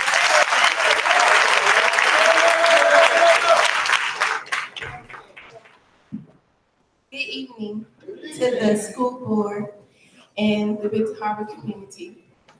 My name is Jada Bell, and I am an upcoming senior this fall. I would like to thank you all for coming to support Benton Harbor High School in this time of need and standing by us. The main question today is why shouldn't our school get shut down? Benton Harbor High School is basically the community. This is what brings us together. If you shut this school down, what else is there going to be? Our traditions gone. But most importantly, think about the younger generation. They won't have a chance to be a mighty tiger and walk through these halls. Benton Harbor has taught me to be the best I can be, stand strong for what I believe in, and most importantly, don't give up on what's important. So do you think I'm going to give up now? No. Call us what you want, but the greatest has walked through these hallways. Like Wilson Chandler, Joy Bell, Jasmine Newburn, Kaiser and Calabier Grunzerdick. I'm sorry. God, thank you. They never folded under pressure, but you know what they say, diamonds are formed under pressure, and they are not formed overnight. So no, we will not walk away and give people the satisfaction of taking our school. This tiger will live on. Thank you.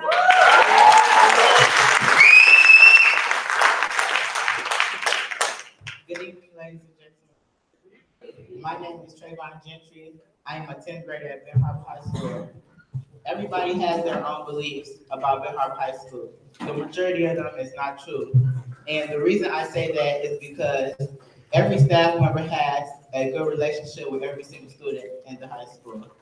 Like, we have so many memories in this building, good, and I don't mean the little itty bitty stuff that y'all like might think, like us helping the teachers out or us like asking them if we can do stuff just to get our grade up. Like, it's more to that. Like, most people like think of the school as bad, but it's not. Like, we're a family. Like, most of us know each other from middle school, and we work together in everything just so we can keep our school open. And I cannot imagine us going to a school of choice where we all have to be split up and don't complete our dream to graduate as a Ben Harbor High School student. And don't get me wrong, the school of choice is good, but if they close Ben Harbor High School down, y'all gotta think about like the electives that's going on here. Y'all have to think about the program. Y'all have to think about a lot of stuff in the community because it doesn't like just be like the high school empty now. What's that gonna do? It's not gonna do nothing but make it worse. So that's another thing we have to think about. And I'm here to say we're gonna fight to save our school open.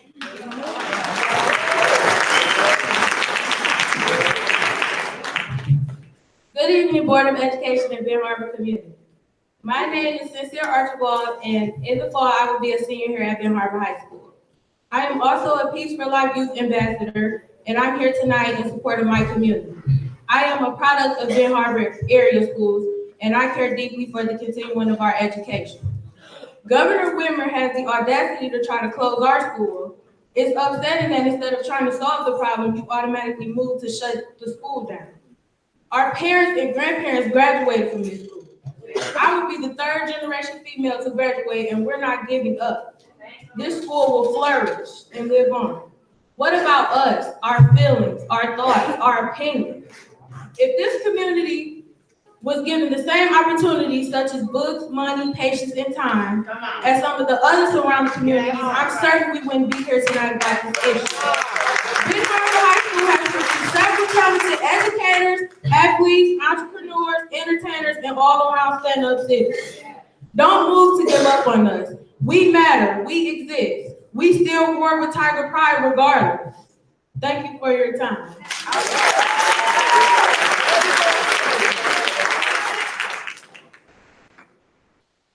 Good evening, members of the Board of Education, Benton Harbor families. My name is Lawrence Cone. I am 11th grader here at Benton Harbor High School.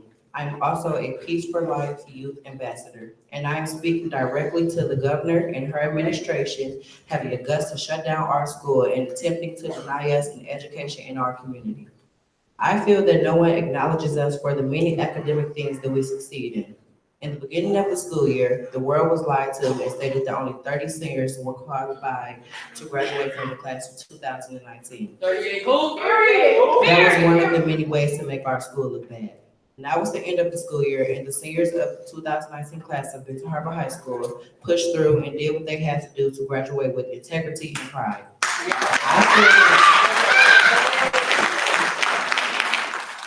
I feel that closing our school and putting us in surrounding schools that clearly only want us for the dollar amount is the worst decision that could ever be made for our community.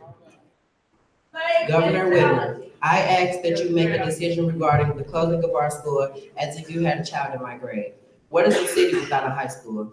None of the things that has happened are the students' fault, but yet and still we are the most affected. Let's go back when we had higher power mismanaging our money. I believe our school can make a positive change and succeed. You have to give us a chance to make a difference. Without a chance, you will never know, you will never be able to see the positive outcome that I know Benton Harbor can have. There are multiple people with potential who do things for the school, like Ms. Marilyn Ross Golden and Ms. Jasmineika Newbern, who has graduated and came back to give to their community and push through to make students succeed. Give our teachers what they need to teach, and that is including a decent salary. There is nothing more left to say that our school shutting down would be a big mistake. So Governor Whitmer, give us a fresh start so that we can join the many other Benton Harbor Tigers all over this nation, making it a better place to live. Finally, I am Lawrence Cone and I approve this message.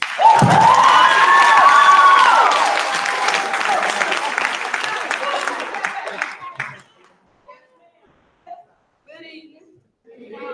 I'm taking no love up in here. My name is Alice Watkins, and I stand proudly as a Tiger to briefly talk about current news of Benton Harbor High School. Honestly, a school is the heart of the city, the community. Our school is keeping our peers off the streets. Don't tell me what it'll be. Benton Harbor High School is where our parents, grandparents graduated from. Most of us want to follow that tradition. We walk the land as a mighty tiger. The troubling aspects of the news isn't right. The powers that are always trying to bring us down, the negative, no, everything and everybody isn't perfect. Start noticing the good events, the good things we strive to do. Our school has been open for many and many years, and it has been the movement and dedication of this city. This is our opportunity and a chance. We are minority African Americans. At this point in time, education isn't a choice for us. It's a minority and a necessity. It's time. Take action. We need a fresh new start. Everyone needs to help now.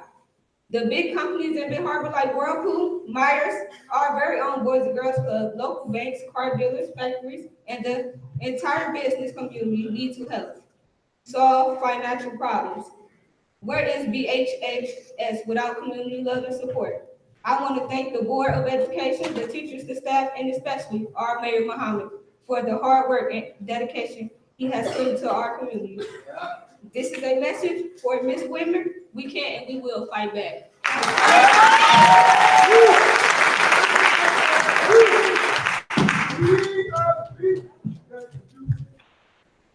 Hello, my name is Julissa Brazil.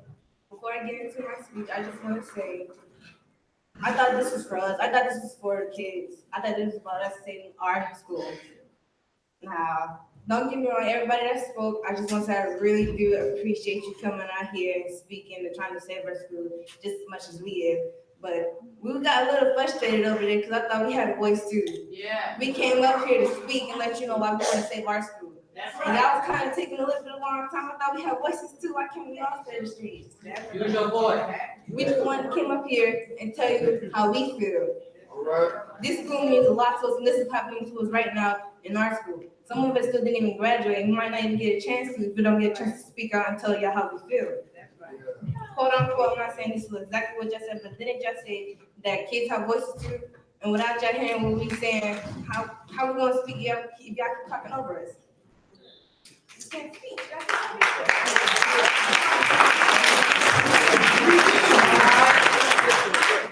I'm gonna go ahead and my name is Denise Brazil. I am. Here. I am a junior. I've been to Harvard High School. I've been here since my freshman year. Growing up in high school, I've seen the good and the bad things. But one thing I noticed about the high school is no matter what, being a Tiger and having Tiger pride means we don't give up and we don't give in when things get tough. We walk with our heads held high and that's something you can't take from a Tiger. Bench Harbor High School has been here for many, many years. Some of you even went to the high school. How can the governor office just take something so precious from kids like us when we never did anything to them? Like, really think about it. You got all these kids here standing and speaking in front of you about why we should keep this school going. And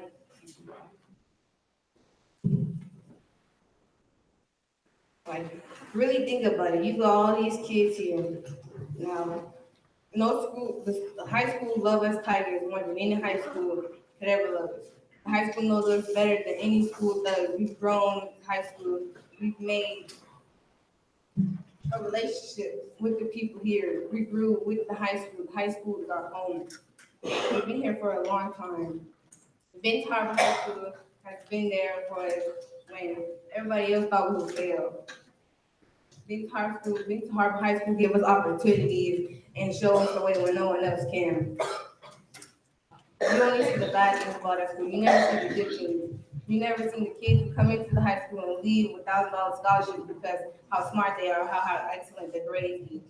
A few months ago, this year alone, we had a couple kids leave with $1,000 scholarships for football. Like, that's amazing. As you can see, these kids getting these scholarships all came from Benton Harbor High School. They didn't come from anywhere else. They came from our school. Benton Harbor High School really having an effect on our kids. My younger siblings who are soon to be in high school are excited to go to the high school. But what high school will the young kids go to? Take that away from us. You're trying to take the only high school that we have at Pier 11. What high school will kids go to? Other schools don't want it. They can wear a disgrace without even giving us a chance to show them we're not. High school is the only school that gives us kids chances when everyone else will fail. The board said just to a fresh start, and we're asking the governor office to say yes. We're asking everybody, Boys and Girls Club, everybody to say yes to a fresh start. Thank you.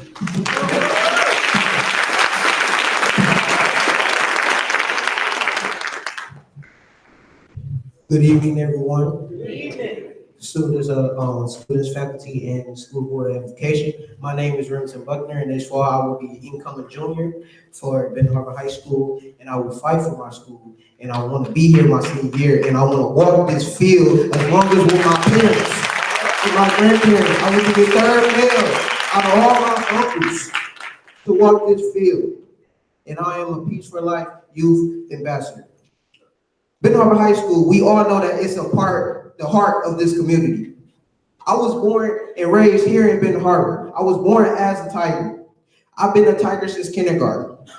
Now everyone wants to go to a school of choice because it's not good for this community. Everybody wants Benton Harbor High School to be good. I'm a part of this school. I have on a Benton Harbor Target Marching Band shirt. I love this band and I love this school, and I want to be here my senior year. We have so many excellence in many departments, such as sports, basketball, football, track, academics. We have some of the best teachers in the school to teach us what we know now. I wouldn't know how to read now if it wasn't because I did my schoolwork and stayed here and not drop out like everyone else did. And my parents, if my mother was here right now, she would be very proud of me right now because I'm up here fighting for my school, and I will still be here fighting for my school to this very day until my senior year.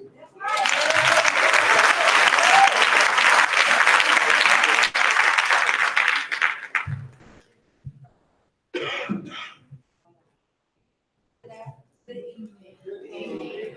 Board of Education.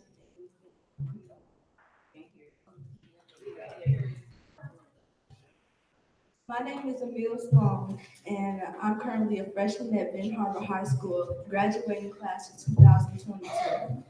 I'm also a Peace for Life Youth Ambassador. I feel like inside of the high school is more of a family than what people think. On the outside, our school has a negative image. I left Countryside Academy and enrolled into Ben Harbor High School to carry on the Tiger Pride tradition. While at Countryside Academy, I interacted with staff that were intimidated by me because I am from Ben Harbor. And this made me feel as if I wasn't wanted and looked at as I was a threat. Do I look like a threat? No. Okay. Look at me. Do I look like a threat to you guys? No. Mind you, this is where Governor Whitmer wants to send us, but in their eyes, we're all threats and we're all endangered of their school.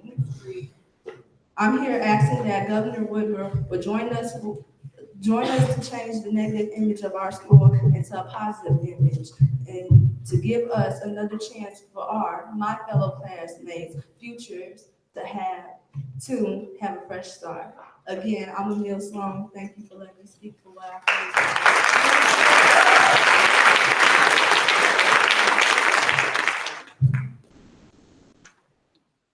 Greetings, Board of Education and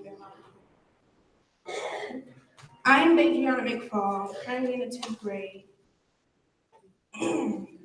I believe it's a horrible idea to shut down Ben Harbor High School because, for one, you're telling the whole community that they're useless, and then you're telling the children that their education is not important to you.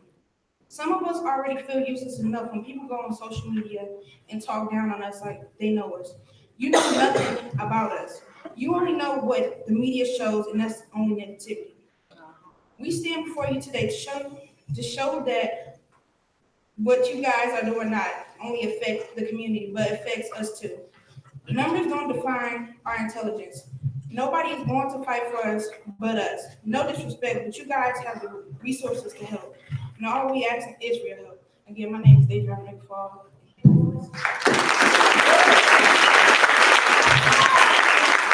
Hello. My name is Tatiana Johnson, and I am in the 10th grade attending Benton Harbor High School. I am a Peaceful Life Youth Ambassador. I would like for Benton Harbor High School to stay open because there are many opportunities that has never been explored. Being a Tiger is like being a part of a family. Being a family doesn't mean throwing it away, it means fixing it. Being a Tiger has always taught me how to face my fears and speak my mind. Why doubt us to put us on the news when you see us doing bad? But when we are doing something good, it's like you all seem surprised, you just seen something from the past. The teachers and the staff members treat us with respect. They also teach us things that the real world can't see. We deserve a fresh start today. Why are we being bullied for the fights that occur at our school when they're occurring in every other school as well? Instead of giving up on us, encourage us. We will not allow anyone to discourage our student body. The compliments we have made or limit our thinking of greater purposes. You might doubt what we say, but believe what we do. I'm not a comet, bear, beaver, or shimmer, but I am a mighty tiger.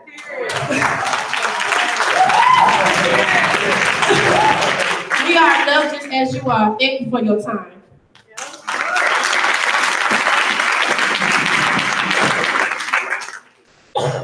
Good evening. My name is Lovely Johnson, and I'm a sophomore attending Benton Harbor High School, and also a part of the Peace for Life Youth Ambassador. I am before you today to speak upon the Benton Harbor High School shutdown. My opinion about this issue is that we as young adults are being criticized for our bad emotions and not the good ones. I've watched my classmates grow with me since 5th grade. And for us to get together as a community in the high school, it has been an experience that I'll never forget. But the fact that the leaders of the Michigan government has tried to tear us apart is heartbreaking. I was raised in a home where even if the neighbors painted a bad picture of my home, it was still love, growth, encouragement, leadership, and trust. We all need the Michigan citizens, the parents, the elderly, the community, and also our youth to stand up because we all have a forgiving God. And we are hoping that we can forgive, you guys can forgive us for our debt. and lead us here with peace in our community, our life, our school, our family, and our home. But because of faith, we will not give up, and we're waiting for a fresh start.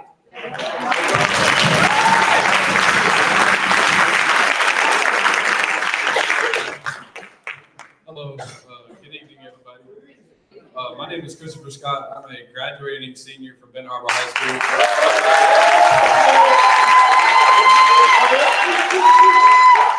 I am the vice president of the senior class, the president of Interact Club to Rotary, on the Speakers Bureau for the Boys and Girls Club, the Youth of the Year finalists of 2019, and on a full ride scholarship to Ball State University.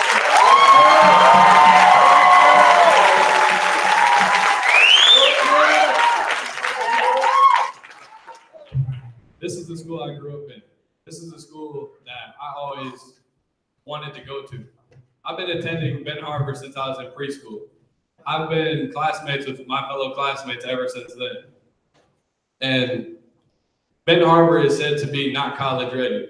But if I wasn't college ready, why am I given a full ride scholarship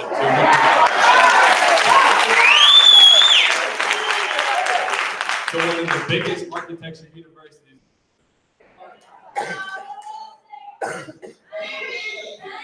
I'm going to be the first man in my family to go to a post-secondary school.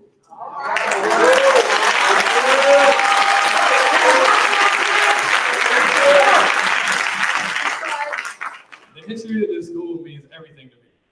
My grandfather is one of the only men in my family besides myself to graduate from here.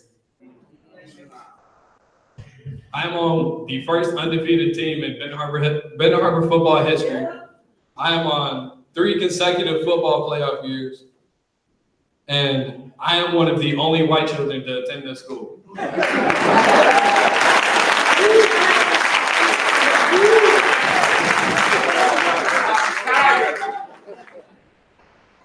If Ben Harbor isn't shut down, a lot of our students would get put into schools like St. Joe, Berrien Springs, Niles, and other surrounding districts where they don't love black people. And I love black people.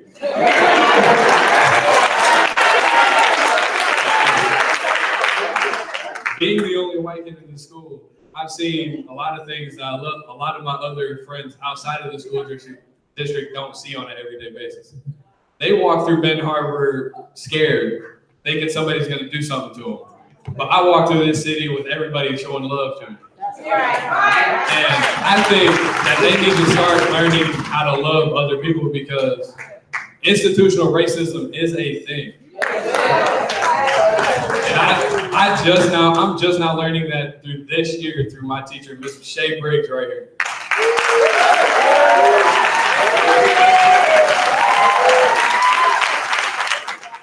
A lot of us live through institutional racism when we don't even realize it. Why am I the only Caucasian person graduating from Ben Harbor High School when all of the other surrounding districts have 300, 400 kids of my color graduating?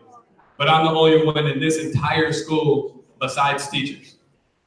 The reason I believe this school should not close is because a lot of the other school districts would start institutionalizing more institutional racism towards my fellow friends and my fellow students that I'm graduating from.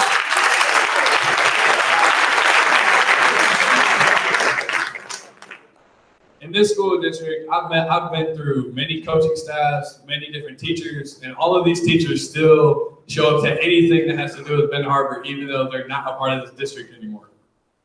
Mr. Triplett. There you go.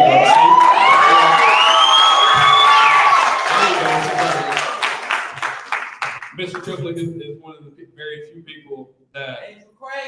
Yeah, that's nice.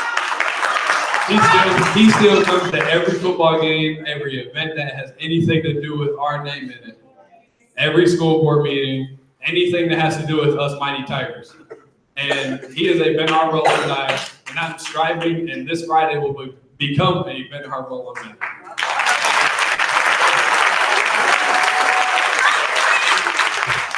And closing this school will end the legacy of being a Ben Harbor alumni at the class of 2020. I want to be able to come back here in 20, 30 years and have a class reunion. And this very PAC.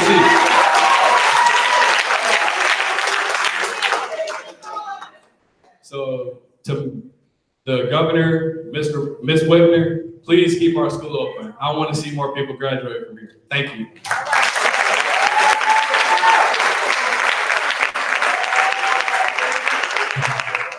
Okay, I'd like to start off by saying good evening to those who came out to hear what me and my fellow peers had to say on the behalf of our school. My name is Tanae Allen. I am a Peace for Life youth ambassador, also known as a current 10th grader attending Ben Harbor High School. As an 8th grader coming into the high school, I was terrified. I didn't know what I was getting myself into. I saw answers from outsiders. They painted this horrifying picture as if Ben Harbor wasn't the place to be. People would say the teachers were horrible. They would say that they don't teach. They would also say that the kids were nightmares and that it just wasn't a safe environment for a kid like me. Well, Tanae Allen, is here to say that unfortunately, you guys are wrong. Every day, there is something new to learn, whether it's school-wise or life-wise. We always take some type of knowledge home with us, whether the media sees it or not. But there's the problem. The media only looks for our wrongs, but yet every single time they miss our rights. There is literally so much talent and possibilities that are yet to come out of this school. We are being framed to be so horrible, but you're on the outside looking in. There is so much positivity other than basketball coming out of this school, and it almost never starts with the community. It mostly starts with us. Ben Harbor High School is not only a school, it's a home. So why would you take that from us? Not being blunt or anything, but why? It brings no good to the community, nor to the students of this school. People fail to realize that if the school shuts down, the entire community will lose money. Everyone who works here will be out of jobs. It's just not a good move for the economy. The media doesn't make the situation better either. Now, I could see if we were actually welcomed into their schools, but from the feedback that we're getting, people look at us like we're animals. They call us monkeys and beasts, but yet we're so much more than that. Yes. They bash us on social media, and honestly, it seems to me as if this could possibly be the start to our racism. Have you guys ever watched the movie Ruby Bridges? Well, I'm no psychic, but what I can tell you is that this will be no different from that movie. The parents of those students who attend those schools that you guys are proposing to split us up in creates an image that we're not welcome. They call us hurtful names like slums, ghettos, dirty peasants, those people, as if we're not humans. These are all the racial slurs, and honestly, we don't deserve this. They call us dumb and slaughter our names, but like I said in the beginning, they don't know us. Numbers don't define our intelligence. We are way smarter than you guys make us all.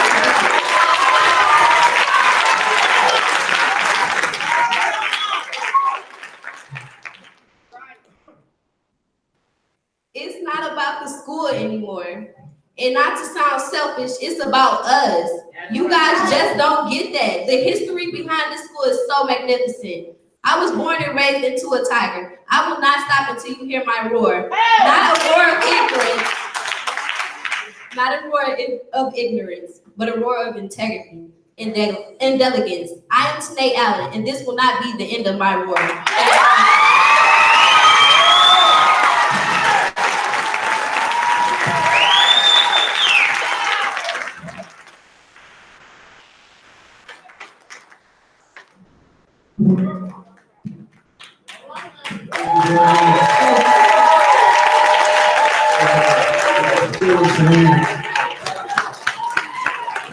Okay, we're gonna open it back up to the floor now. We've been ready personally. Please go ahead.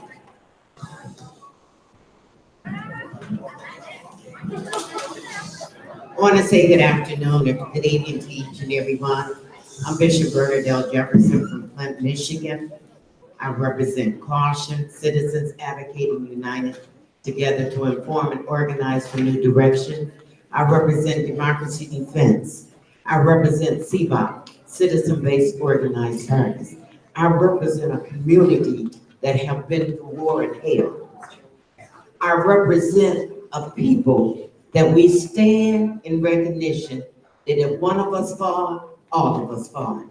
Our stand in recognition, even though Reverend Quigley didn't have to say, come, he said, we're doing it and we're fighting. We fight together, because together we stand, and divided we shall fall. And if we don't stand up for our children, if we don't stand up for the right, not only are we dividing a community, but it affects our public health also. If you don't know that it affects our public health, you close this school. And I understand what these children are saying, because in Flint, Michigan, where they've closed many of the schools, and they gave the out-county schools bonuses, $1,000 extra to take our children in. And then they treated them like an underclass student. They didn't have the rights and entitlement. If a fight broke out between a black child and a white child, and even though the white child started the fight, the black child got suspended. I'm not telling you what I heard, I'm telling you what I know. I took in 3 children, and I put them in the school district. White boy hit my son. And they called and said, because it broke out a fight. Because I teach my children, if you hit me, hit them back. And if you hit me, you can't tell me how hard to hit me back. And the principal called and said that they were being put off the bus for 3 days. I said, as long as both of them are being put off the bus, I don't have a problem. But the problem was, when I took my son to school the next day, guess who got off the bus? It wasn't my child, it was their child. And the reason that the principal said that the white boy was able to go to school to ride the bus is because my son drew blood. Not because the white boy started the fight, it's because my child drew blood. We got to treat them all the same. They are not educated and equipped to deal with minorities. They are not educated and equipped to deal with the vast majority or the different students. Because they've been so long dealing with one racist student, they just automatically assume that it's our fault. So I stand here today. We drove here from Flint, Michigan. I stand here to give the support that if you allow them to close the school, you're allowed to take pride. You're allowed to take everything that identifies this community of who they are. You are somebody wonderful, you are somebody mighty, and together we will win this war.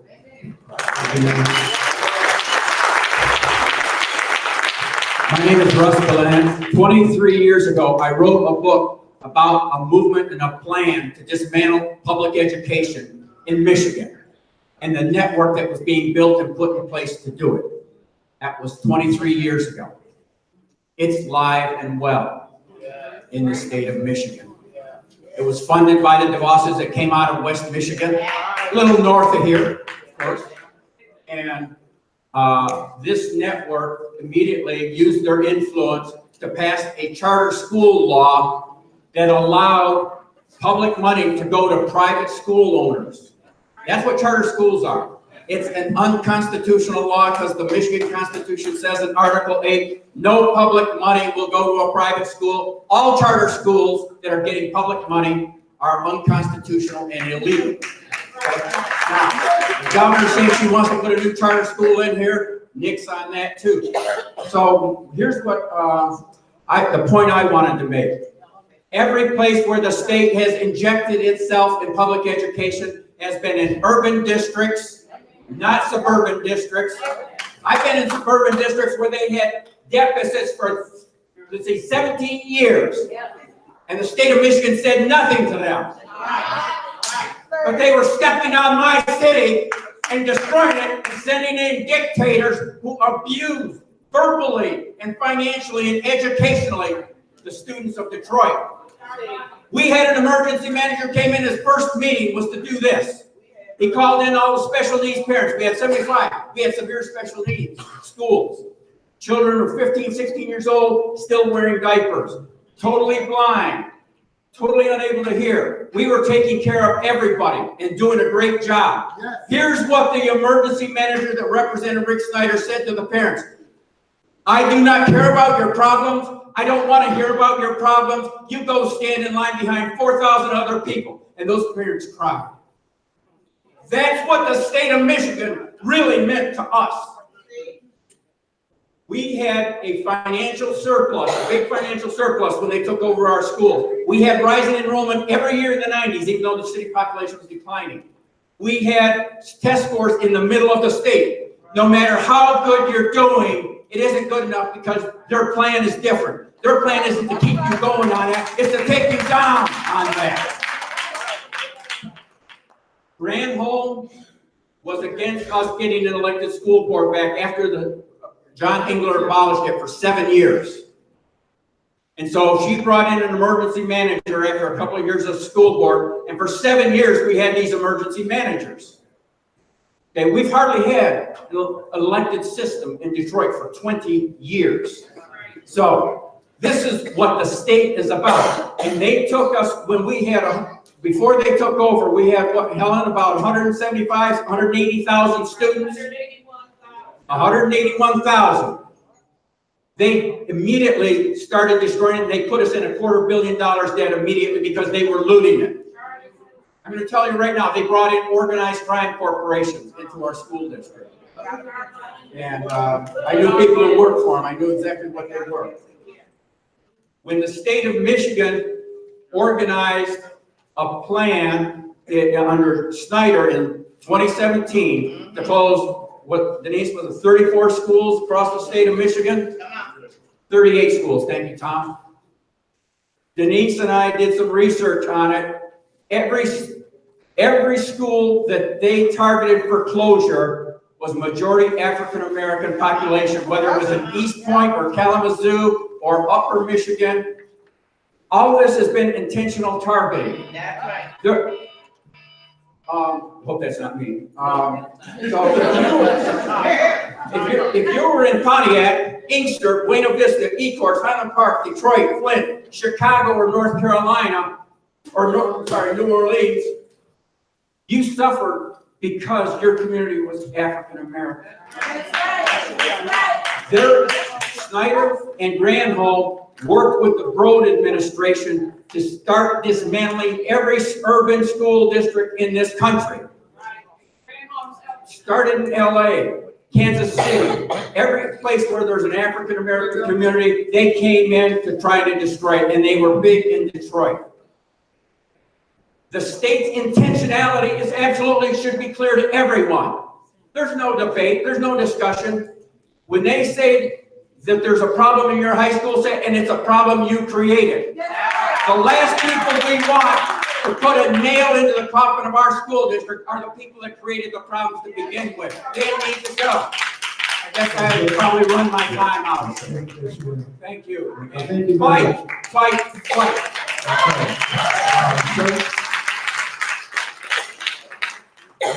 Hello, everybody. I'm Apollonia Williams. I'm an entrepreneur here in Benton Harbor. I'm a 2003 Benton Harbor High School alumni. I walk these very same hallways, and they say that we're not college ready. I had honors classes. When I went to college, I finished a 4-year program in 2 years from what I learned from Benton Harbor High School. When I grew up, I didn't have a 2-parent home. I didn't have a mother that was showing me anything. When I came to school, Miss Ross Miller was my mother. Miss Walton was my mother. Miss Edie was my mother. Miss Singer was my mother. Mr. Gilmore was my father. Mr. Mo, he was my father. But I say all that to say this. It's more than just a school. That's right. You guys are not going to sit here. People are not going to talk about our children like they're just some animals and they ran all the teachers away. No, let's talk about what really went on. Because if they're so bad, why is Miss Ross Miller still here? Why is Miss Brand still here? Why is Mr. Will still here? Miss Smith is still here.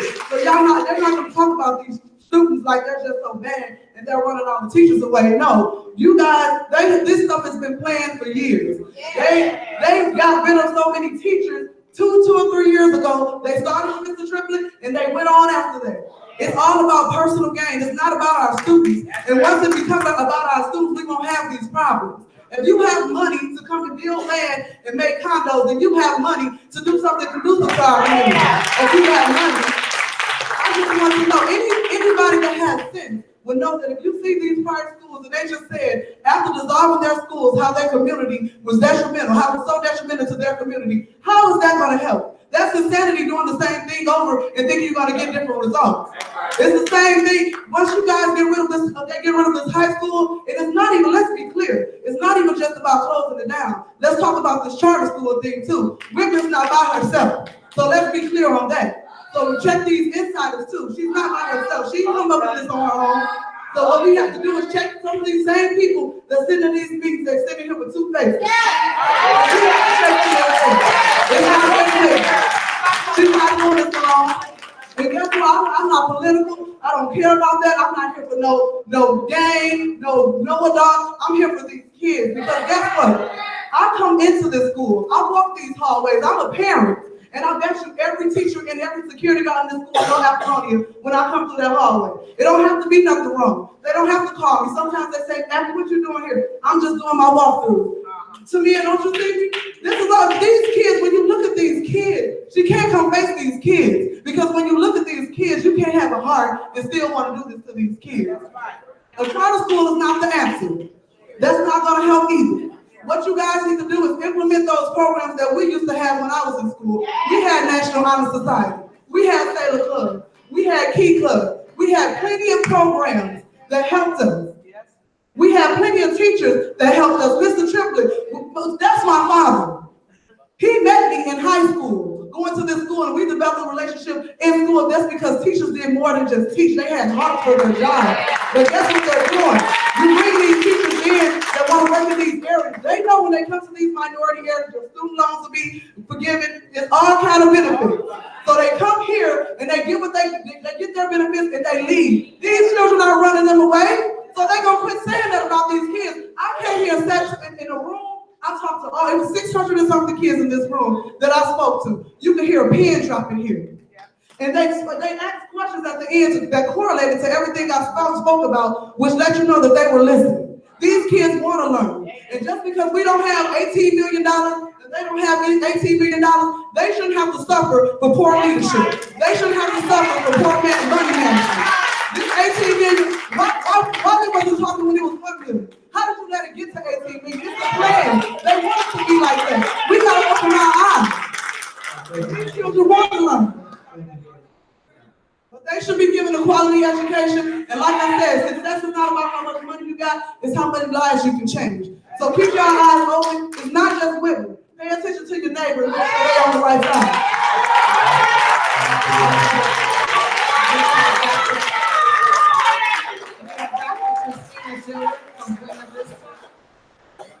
Good evening, everyone. I'm bringing support all the way from Buena Vista Schools. If you can recall, back in 2013, same situation happened with Buena Vista. Not only did our high school, not only was our high school closed, but our entire district was dissolved, wiped off the map. And I'm so proud of how everybody is here. We didn't get this opportunity. 2 people, the state treasurer and the state superintendent, made a decision to close us down without any warning. Our teachers had to leave and pack up in 2 weeks. Students left in the middle of the school year. And teachers even wanted to work for free. That's how bad they wanted the school to stay open. Now, I'm not asking any teacher that work for free at this point. But what I'm saying is you guys have to expose the legislators who's putting this on your plate. You know, people get shamed when they put out on media and everything, and that's what you're gonna have to do. Sad to say, but we have to shame them out of shaming us. So please stick together. That's the most important thing as a community, for everyone to stick together. And please know that we are here to support you all the way across from the state because we do not want this to happen to any more schools in this state or anywhere for that matter. So I'm proud of everyone that's standing here. I'm proud of the students. One almost made me cry, girl. Yeah, real good. And I hope that you all stay strong. If you need anything from our community, please let us know. I currently serve as the township supervisor, which is like equivalent to a mayor. And trying to run that township without a school district is not a joke. It's not easy. It stretched way beyond. It stretched far deep than just closing a school or two. It hits everyone. And economically, we are struggling. So keep your school. It's not just for the kids to go to school, but it's a resource. It's a home. And I'm telling you, we still have people grieving. And losing the school is a death. Losing the school is a death. So try not to let that death hit this place. And please know we're here to support you.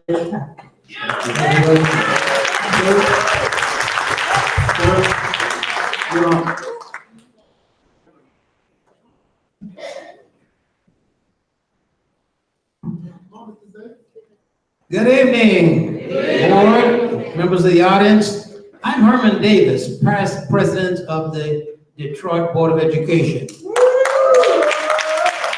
And former owner of the Northland roller rink. You may have heard of Detroit also. Because families was my priority. Seeing the kids come roller skating, families roller skate, because my position there was, if you roller skate or some physical fitness throughout your life, your blood flows from head to toe, and you're able to go down and up and up and down. And there's no pain, nowhere. And do that for life, and you will live a long time. I celebrated my 81st birthday on Mother's Day. And no pain, nowhere. I want to tell you about some of the bad things that are happening. I got elected to the Board of Education because I was concerned about what was happening to our kids. They took away the art, the music, the science, the athletics, and the technology, mind you. Kids were leaving school with nothing upstairs to offer the employer. And like Helen used to say, pipeline to prison. And that was my concern, so I had to step up and make sure we try to do something about it. And we had people like Snyder and some of the other so forth and so on. In other words, they have hoodwinked us, taken from us, and misguided a lot of people. Yeah, bamboozled, right? What I want to say is, though, we've got to keep our eyes open because some of the things they're doing are violating our Constitution. They're violating our Constitution and the Headley Amendment. And we've got to be ready to take some of the people to court.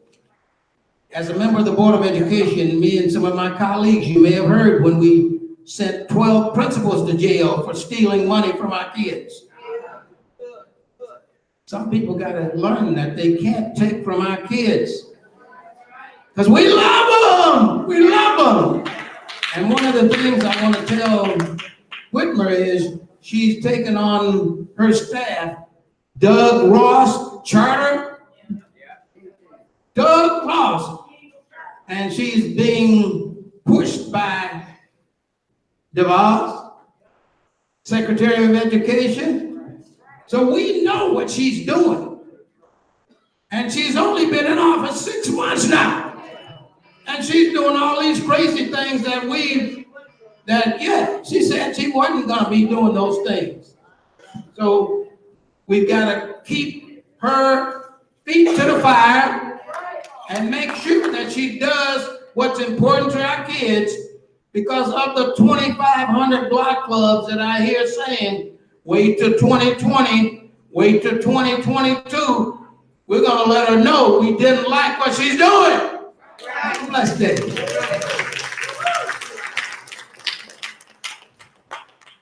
Everybody, My name is Tom Pedroni, and I'm a professor at Wayne State University and a teacher educator, and someone who has been working with a lot of these great folks who have been presenting tonight. We are so thankful for the board here this evening. I wanted to give thank you, shout out to the board. I wanted to also give one quick fact that was not mentioned in relationship to Inkster, which is that Inkster does, as you heard, doesn't have a district. But what you didn't hear is that it will be paying off debt until 2045. Can you imagine? No district, no buildings, but the debt is still there, which was caused largely by the state. Now, I want to keep the focus on my very limited time that I have on Gretchen Whitmer very clearly, because we know that we have to hold her accountable. And we know that the reason why she's scheduling a meeting for tomorrow and not here is because she wants to avoid the sentiment in this room. And here's what she thinks she's going to do. She thinks she's going to get all of you into a room, or some of you, I don't even know if she's meeting with you individually, and she's going to offer you a carrot so that you try to say yes to her plan and get her off the hook, because she knows how much she miscalculated. Here is the mathematics of that miscalculation. This was Gretchen Whitmer, the candidate. When she needed our votes to get into office, she said, this is a quote, "When I talk about alleviating racial disparities, whether it's self-governance, through getting rid of the Emergency Management Act in 2014, African-American Michiganders, 50% of the population was under some form of emergency management. We have lost self-determination in our democracy." She got a lot of applause for that. She got a lot of votes. But what did she say now last week after all of you, after African-American voters, after so many of us propelled her into office? She wrote this. Her administration wrote this. "The district will be shut down or turned into a charter school system if the Benton Harbor School Board doesn't approve the plan. And the plan is close Benton Harbor High School and disperse the students to 8 surrounding high schools and a newly created charter school." That's Emergency Manager Gretchen Whitmer. And we are holding her accountable. Board, we need you to stand strong when you meet with her for your community. Please stand strong and don't let her do what she wants to do. Thank you.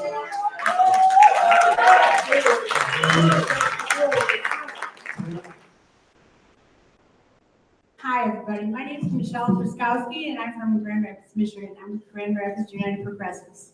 And I've got some people here with me, and I just wanted to say we're here to support all of you. We've got alternatives with us. We've got a DSA group in Grand Rapids, and if you guys need anything from us, we're here to help you. We know that racism is out there, and I want you to believe that there's other people that look like me that care about you. And I'm ashamed of people that look like me, that are horrible people. We've seen the police brutality. We've seen people get away with murder and horrible things. And I want to apologize for those criminal acts that are horrible. And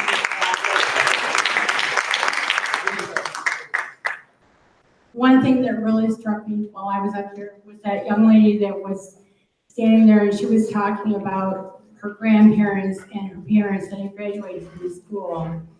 And I had a thought while she was talking, and I was thinking, what has already been taken away from you? And she was talking about the school maybe going away, and that part of her history going away too. And I wanted to say I was sorry for that too. And so that's all I would say. God bless you.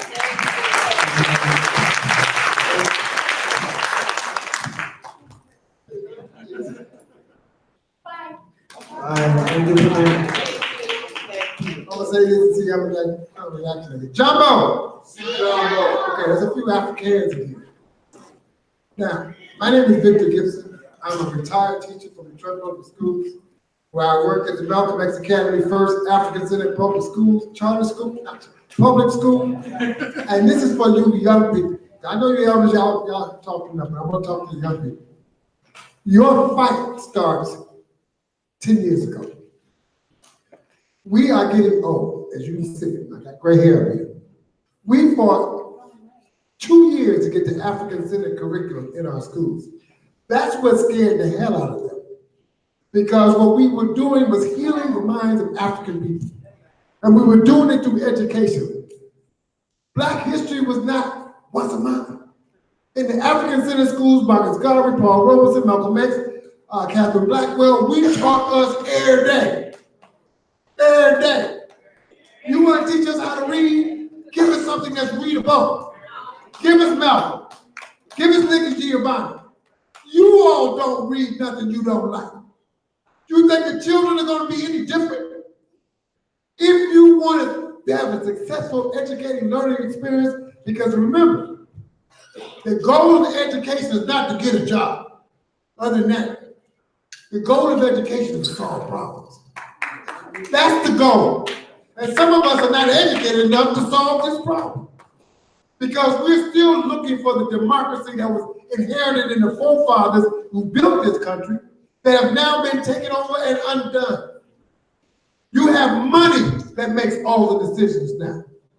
Money that will buy these board members, money that would buy your next door neighbor, money that have brought the ministers. We call it FBI, faith-based initiative. I remember when they brought that in here. See, our children, if you don't know the history, how are you going to fight this thing they call racism? I know you heard it up here 8 times. Racism is nothing new. It's 400 years, okay? 500 years.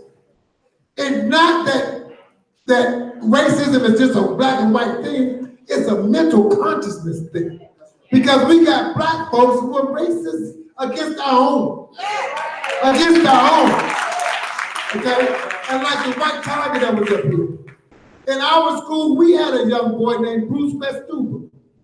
He came into Malcolm X Academy. He was behind academic all the way across the board. I got his little butt. Oh yeah, I got it. Because he would sit there and throw a temper tantrum when things didn't go right. I snatched his little butt over to the side. Oh no, you're gonna calm your little butt down. That's number one, you're gonna breathe. Okay? Anger is not gonna get you through my class. Not only were we successful with him, we were so successful that Jerry Springer, he was on the Jerry Springer show, you can go back and look it up. His mama claimed that she did everything she could for her child when she brought the Malcolm X Academy. Her child soared. What did they do to that mama? They took her and built her a house way across the other side of the country. We know what heals our people. You have to give us our conscious minds back. We got to quit imitating the oppressor's way of doing things and expect for us to get somewhere. We don't have to wear bling to be a thing. You hear me? Quit buying all these cartilage that your brother gonna kill you for. Okay? Quit helping finance your own oppression, people. Yes, sir. All right, so it's my time. But I'll say, as far as we know about Malcolm X Academy, Wakanda forever. All right, thank you, sir. All right, I'd like to introduce to everyone G2 Brown, who is the director of Journey for Justice Alliance. And some of you may have heard him on the radio, and he's been on TV to support you all in your community. G2.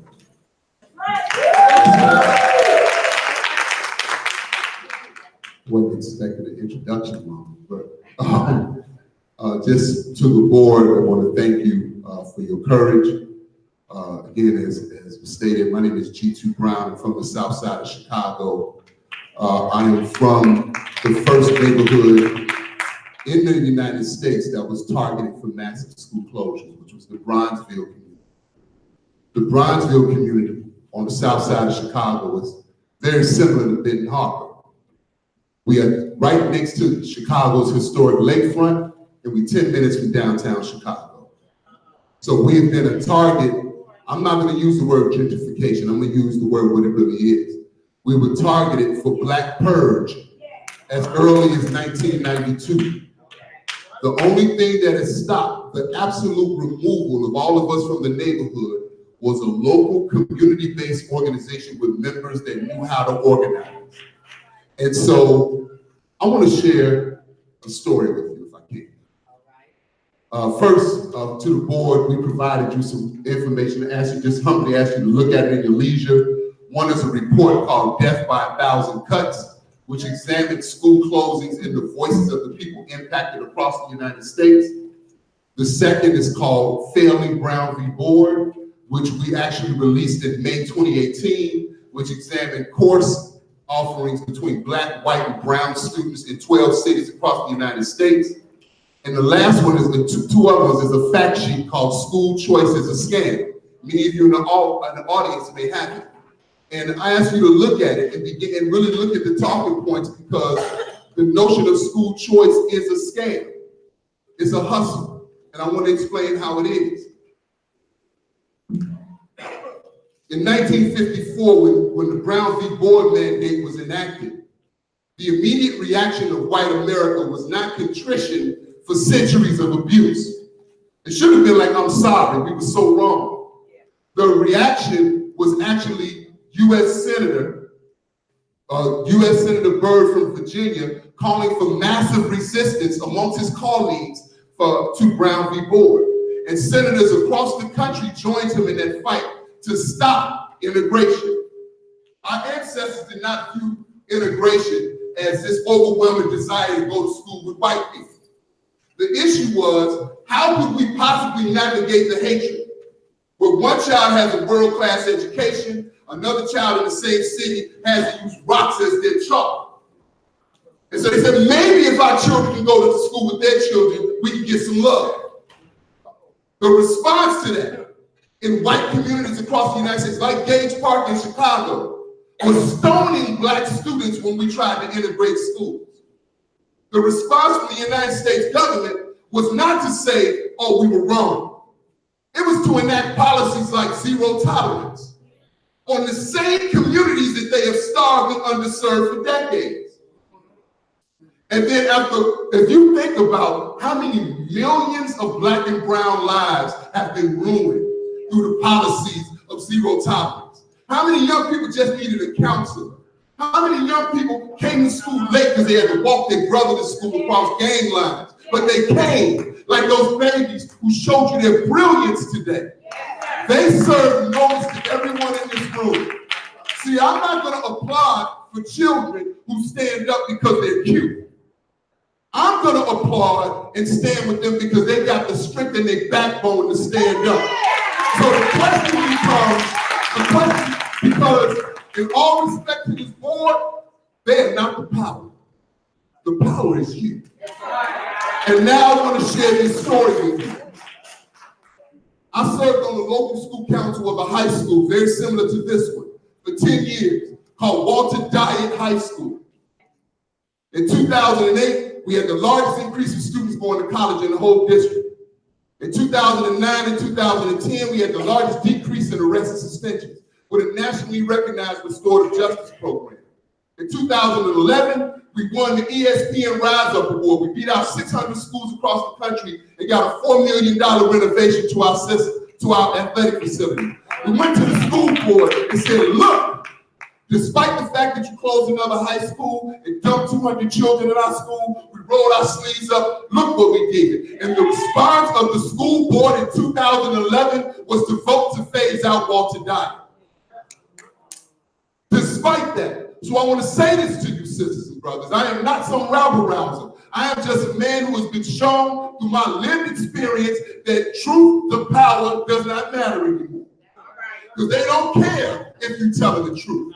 They don't care if they're breaking up families. They don't care. I have watched women pass out in school board meetings and then they drag them off and make the same decisions. What has made them care is the power of people in this room.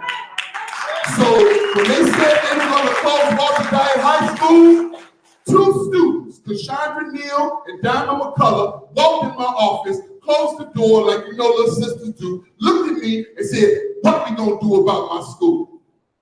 I said, sister, organize a meeting. So I'm like thinking maybe 20 people gonna show up. I walked in the room, 65, 70 young people, and they're mad. Those students started the Fight for Diet, D-Y-E-T-T. You can Google it, Fight for D-Y-E-T-T, and you will see 10 pages worth of media. We fought one of the most powerful Democrats in the United States. Rahm Emanuel was not just a politician. Rahm Emanuel was chief of staff to President Obama and is the 4th largest fundraiser in the Democratic Party.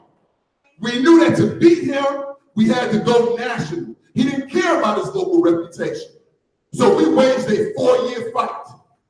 We did everything from turned out school board meetings, to chaining ourselves outside of his office, to breaking up his press conferences, to following him everywhere he went. We were like a pit bull on meat because we knew that the closing of Diet High School was really about putting the Obama Presidential Center there. And if they put the Obama Presidential Center there, that is gentrification on steroids. So we knew that we were fighting for our right to remain in this community. But we made our mind up. That's what I'm saying to you. This is not no game. You cannot follow the governor's rules on this. If you follow the governor's rules, you will lose. You will lose. So we told Rahm Emanuel, homie, wherever you're going, we go. So when he came out of his house and saw 750 people, when he tried to do a public budget meeting and our people rushed the stage and the security had to pick him up and run him out.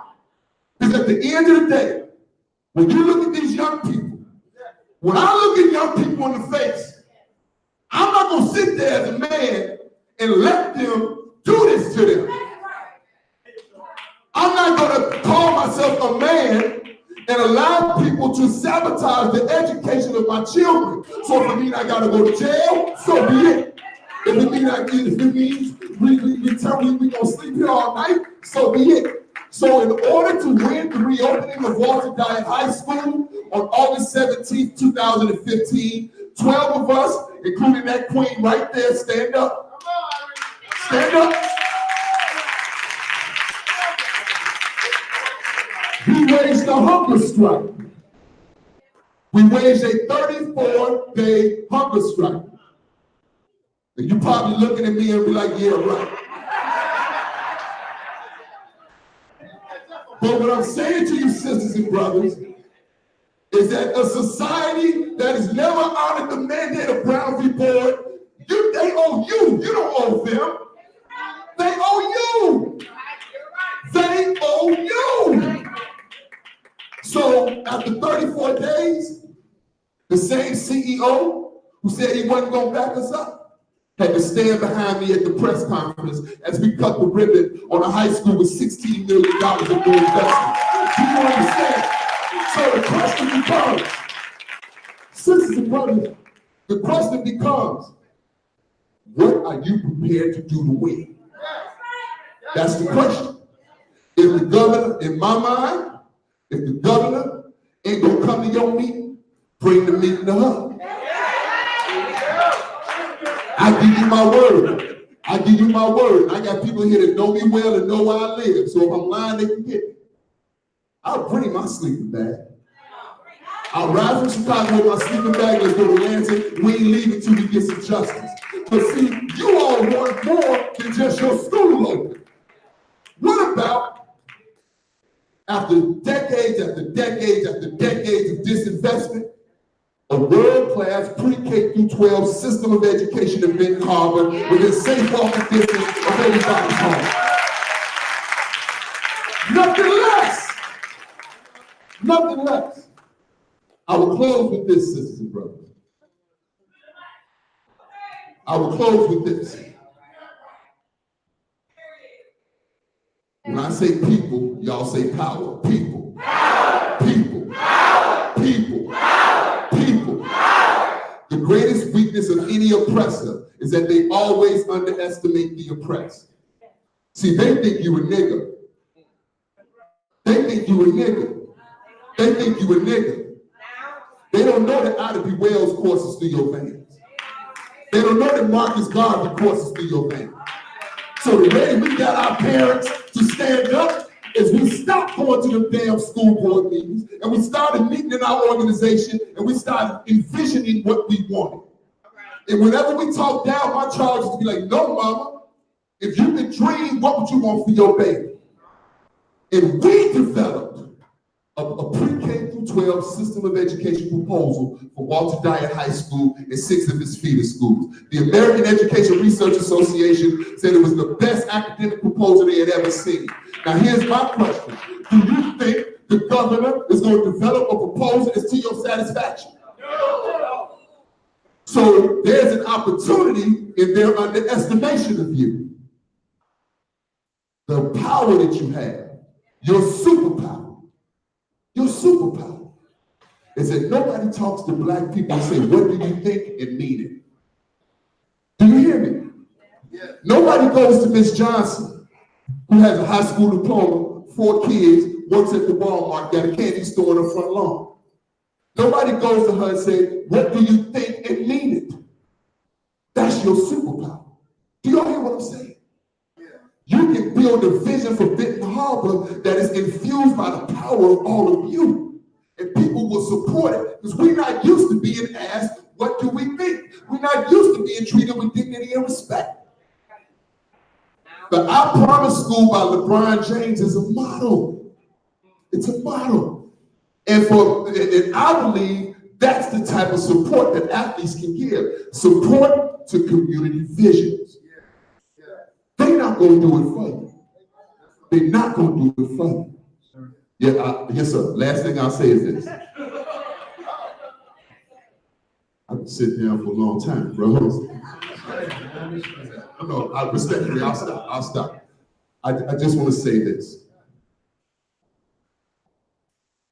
When your ancestors, Toussaint the Overture, Dessalines the Ferocious, and the Haitian Revolution jumped off and they beat the 3 strongest armies in the world, the French, the British, and the Spanish.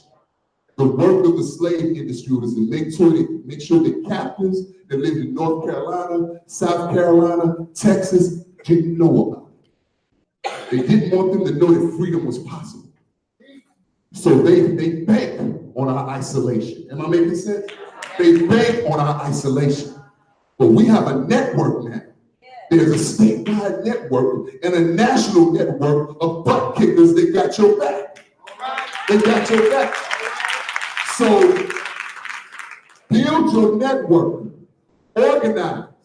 These are some brave sisters and brothers. They're going to have to be strong, but the real power is you. Thank you very much.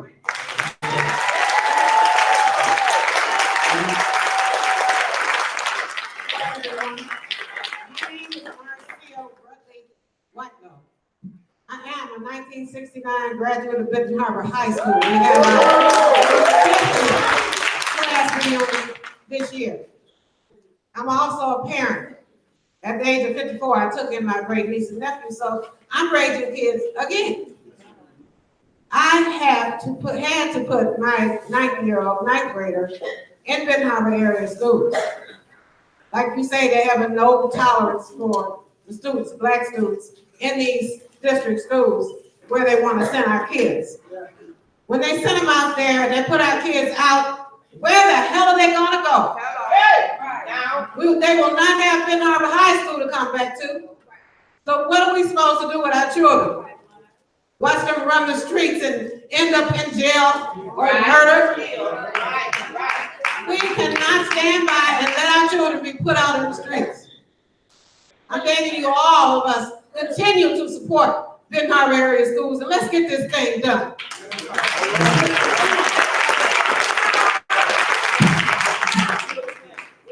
Good evening, everybody. My name is Raina Holmes. I am a Benton Harbor native, born and raised. I attend Western Michigan University. I'm a graduating senior. Well, I'm about to graduate. And I'm on behalf of the Black Student Union at Western Michigan University. And we wanted to come and show our support and let you guys know that we are behind you.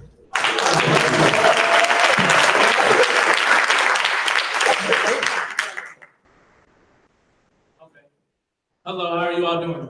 I'm Khalil Manzi. I'm the president of the Black Student Union. Once was the president of Lake Michigan College here in Benton Harbor.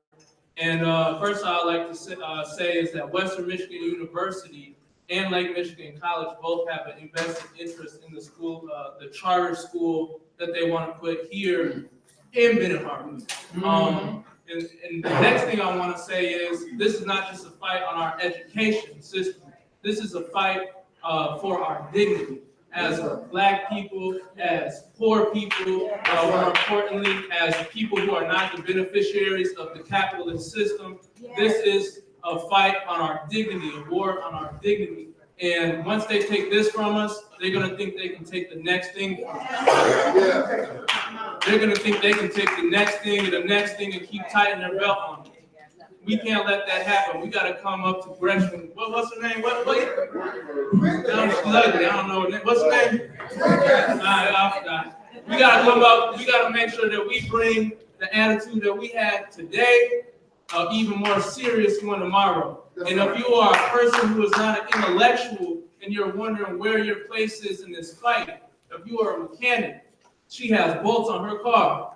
If you are a baseball player that's 7 years old and you're trying to figure it out, you can find a rock. But the revolution and the power that we have within us is serious. This is not time to, justice comes before peace. Everyone wants to be peaceful. We can't be peaceful no more, man. We can't be peaceful no more. This is the 15 and 16 and 17-year-olds are here. The older people, our elders are here, and the 20-year-olds are here. The Muslims are here. Salam alaikum, Eid Mubarak. The Christians are here. We're not divided. That's a hoax. That's a myth. We're here right now.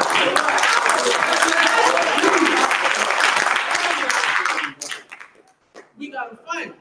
This ain't no bring forth a Barack Obama argument and try to see what you can get away with. They gonna run your. This ain't no meet me at the ballot and vote. They gonna run us over. We gotta bring it to them any way possible, any means necessary. Even bars.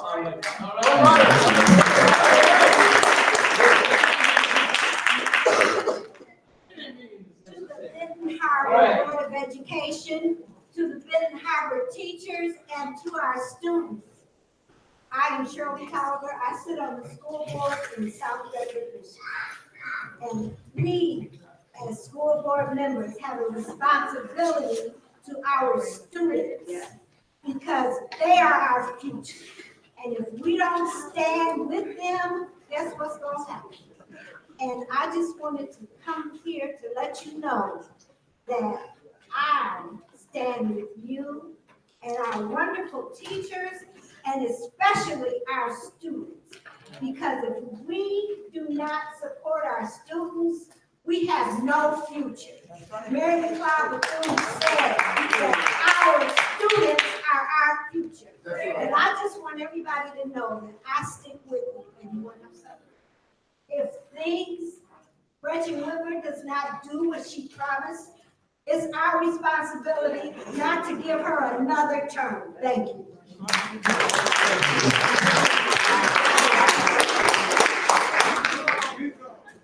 Good evening. Good evening. Good evening. Good evening. My name is William Davis. I am the president of the Detroit chapter of National Action Network. I am also the elected official of the city of Detroit.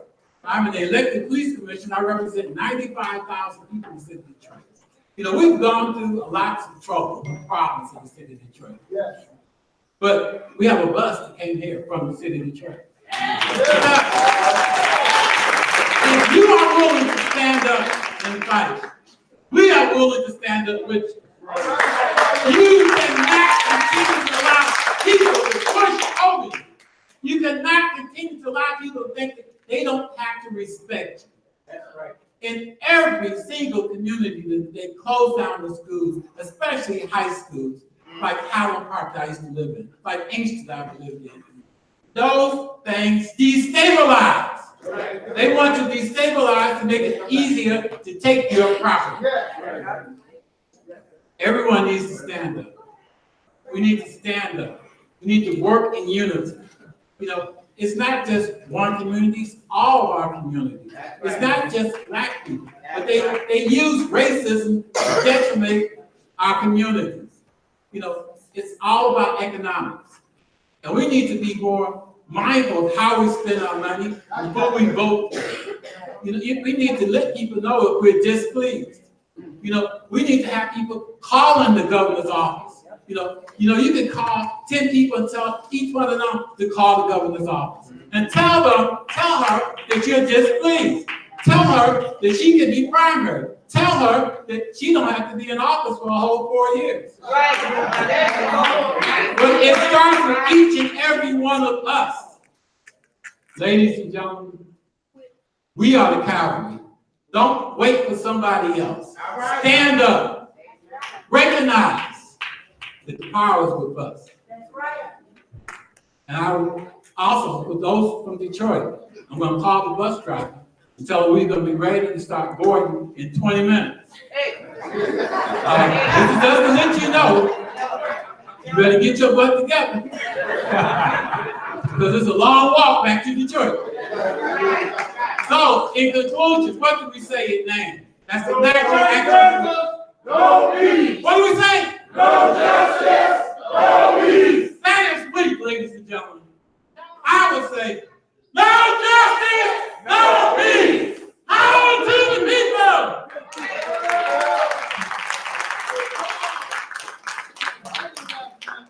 Thank you for the board being so patient. On the end, there's a lot that have been said.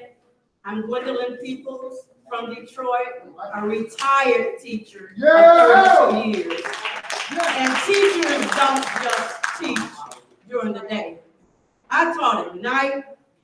I went to meetings. I was with my students. I want these young people to understand they are computer literate. They're smart, they're intelligent. Right. Flood Governor Gretchen Whitmer's office with your texts. For our parents, send mails. Teachers, every grade level, from K through 12. Have students, even those who can't write their names clearly, put an X on it.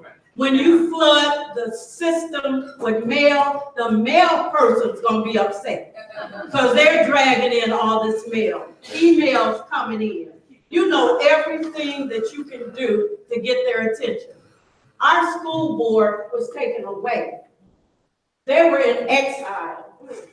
Herman, you know what I'm talking about. I went to so many board meetings in corners where they wouldn't let us go. But we persevered anyway. Continue to do what you're doing. Ben Harbor, your children are smart and intelligent. You showed them today. They showed out. Get the mail coming, K through 12. Get those mails coming. Your party stores, your liquor stores, your uncles and cousins who are not even your uncles and cousins. You know I don't. Everybody send the mail in, send your computer texts, get it in. They said our students were low achievers. We found out they went by attendance, not by test scores. Half days didn't count if the children didn't come. So they caused our children to be low achievers, but we found out and had to correct that. So work on it. Thank you. Thank you. Good evening, everyone. I'm not going to be too long. Thank the board for your assistance here. Okay, my name is Jamie Davis. I'm not going to be too long. I remember when I was in high school here. I'm a graduate of 1989. And I remember Miss Wiggins was my speaker. And it was during the China Black History program. And she asked the students who all wanted to participate. And I thought, that means I had to talk in front of the 9th grade class, the 10th grade class, 11th, and the 12th. But something told me go ahead and do it. And so right here, I don't know if it's the same podium or not, but I was right there. And I wrote a little speech, one piece of paper. I wrote them the whole first page, turned it over, And I went all the way down to the end, bottom, on the right-hand corner. And I remember that speech like it was yesterday. I came here a few years ago trying to find a speech, but it had already been destroyed.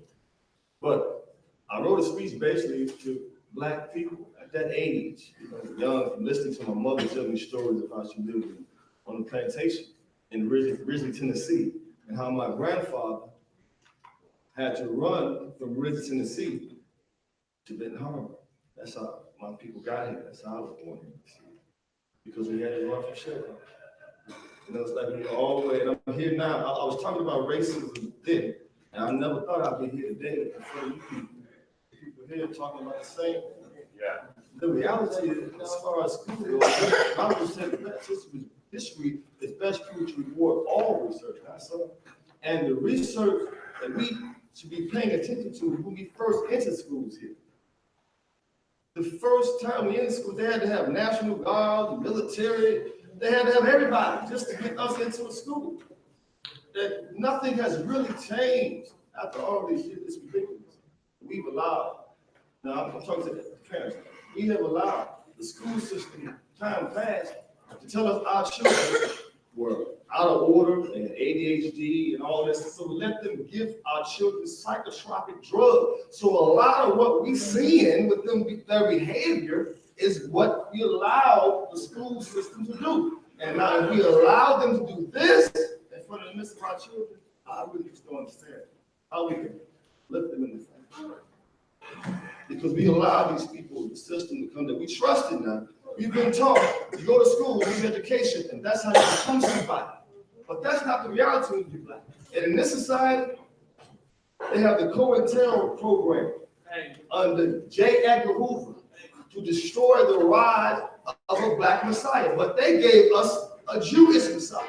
They said that the world has a Jewish Messiah, but the government has a program that's been instituted since J. Edgar Hoover to stop the rise of the Black Messiah. Yes. Meaning any of you sisters in here have been and had one or two or three or four of them Messiah. The thing is, it's not one. That's the thing.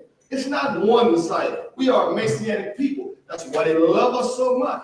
Everything we do, everybody come around us and soak up all our energy, and when they get our energy, they go somewhere else and establish something else based on what we've been doing. We are the cream drop of this entire universe. And one more thing, this whole society belongs to the copper-colored people. Yes. Of what they call America, the so-called Negro or the Black people. The young sister, she said something about the Israelites. That's exactly, if you want to place us anywhere in the Bible, that is who we are. This is our land, and should nobody be on this land telling us anything. That's the reality. Thank you, this sir. is our land. I appreciate it.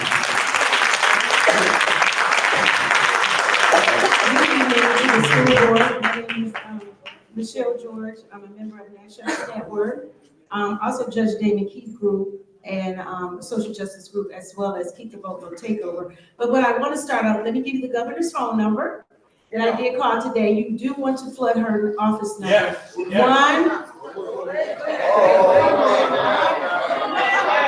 Okay, ready?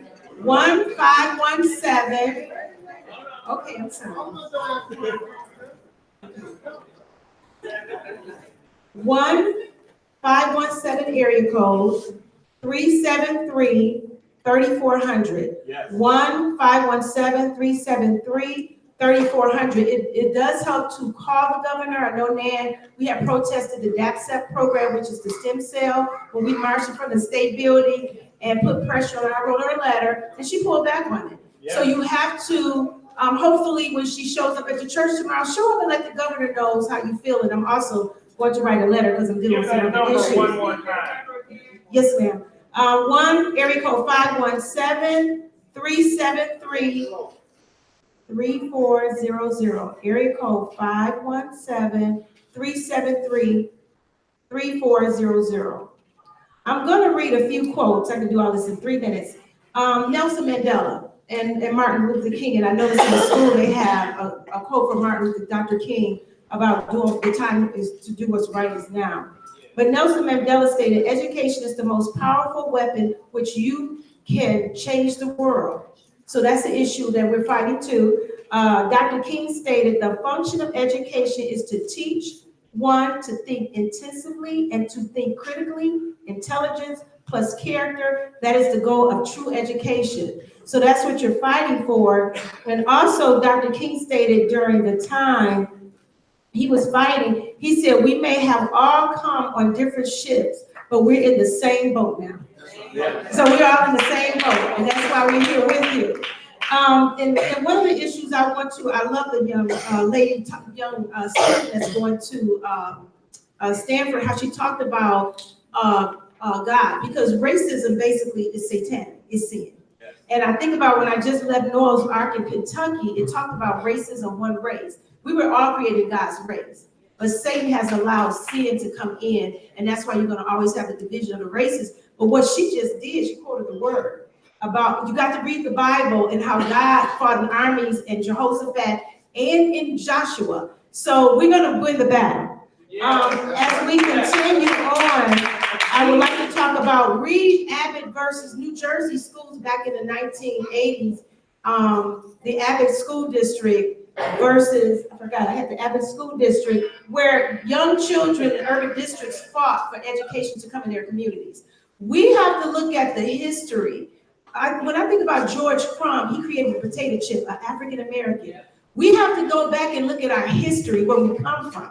The White House really should be called the Black House, because it was built on slavery. So we have to really look at that. The White House should be called the Black House. So know your history, but also be in prayer. And just like he stated, the zero policy tolerance, do not allow the governor to change the school into charter. I'm dealing with an issue now. I'm gonna call them out, Detroit Premier Charter School in Detroit. We have to go to the school board for my family member dealing with bullying issues. I'm a public health nurse, so I did a bullying workshop at my church.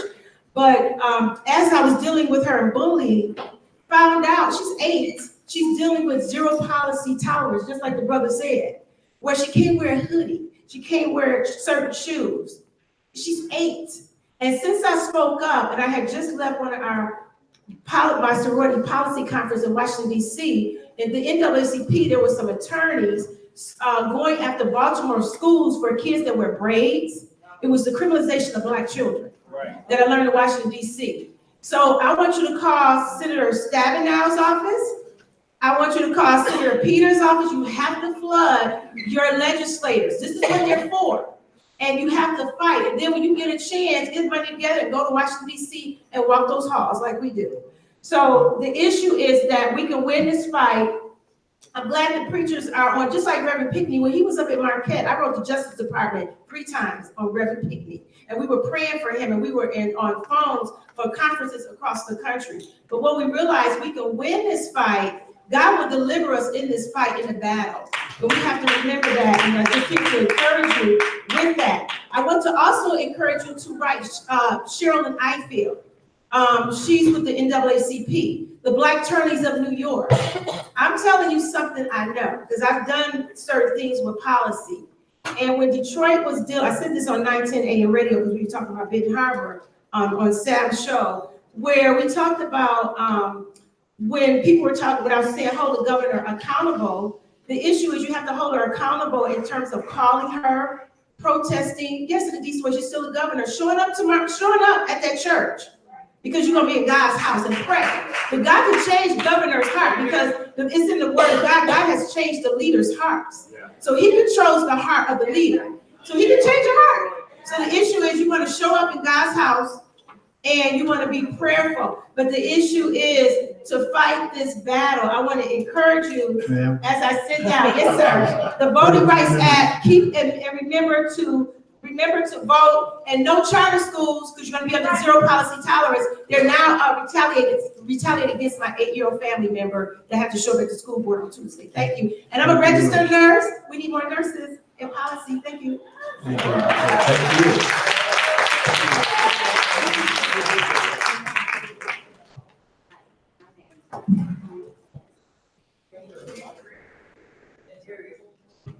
Hi, my name is Diane Thomas. I work in the Benton Harbor area school system. For the last 9 years, I've been working in the special education department. And just a little bit, just have a little tangent for a moment. When I first came in, I observed how the place was just overwhelmed and just packed with people from all over coming to support us. Maybe some just coming just to see or hear just what they want to hear and then get up and leave. But if we're gonna be fighters and fight, a real fight for who wanna know what Ms. Thomas have to say when she gets the mic, I think we should fight together and this room should still be packed. Because everybody's voice matters. It's not say what I say and I be heard and it should be this way and it should be that way. So now, okay, now let's go. Because if we keep doing it this way, do you think we still gonna be heard? Because no one is here happy, everybody's gone, you're not hearing what Ms. Thomas is saying, not hearing what this nice gentleman stood up and said. Everybody said something that was very meaningful to me. And I absorbed and took it all in, more than my head could take. Because I am an educator and educated. I have a leadership degree. I know how all this stuff gonna go for the record. So I won't say it, because it'll take up my 8 minutes for those who really just don't understand politics. Because I truly do. But now that's my tantrum. Now what I came up here to say, I support the special education department here at Benton Harbor High School, and I support it with high grade leadership standards. And our kids are doing great. The test scores are just about where Benton Harbor Area School District is at as a whole. Between 5th to 7th grade, our kids in special education is pretty much there, and they special. They special like me. All this the decoration, as you come in the entrance way, our babies put it together in just a little time today. So if you see a little misspelling that may kind of mess folks up a little bit, they come from some special babies that can't stand up and hold a mic and speak their opinion and say things because they're afraid to talk. They're afraid, oh, I can't stand in front of all these people. Baby, put it on paper. Well, I can't spell it. Put it there anyway, because if you come in here for the right thing, you're going to understand the message. And so, all said and done, to the board, when you make your decision, we do have a large population of special education students here in our district at large. We need to be concerned about who's going to put them where everybody's at on level, because ours is pretty much there. Do your data, because if you don't, I have it. I've been keeping up with it for 9 years, and I won't never leave no department in this district and not support special education. That's me, for the ones that don't know, Diane Thomas.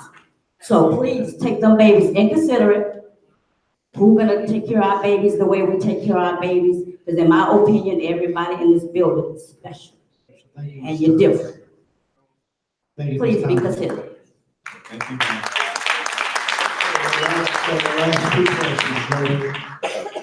My name is Tanika Combs. The last name might sound familiar because my up-and-coming senior was one of the young men that got up and gave you a speech, and he approved that message. We didn't As of June 2020, I will be a successful young Black single mother of 3 Benton Harbor young Black men graduating from this.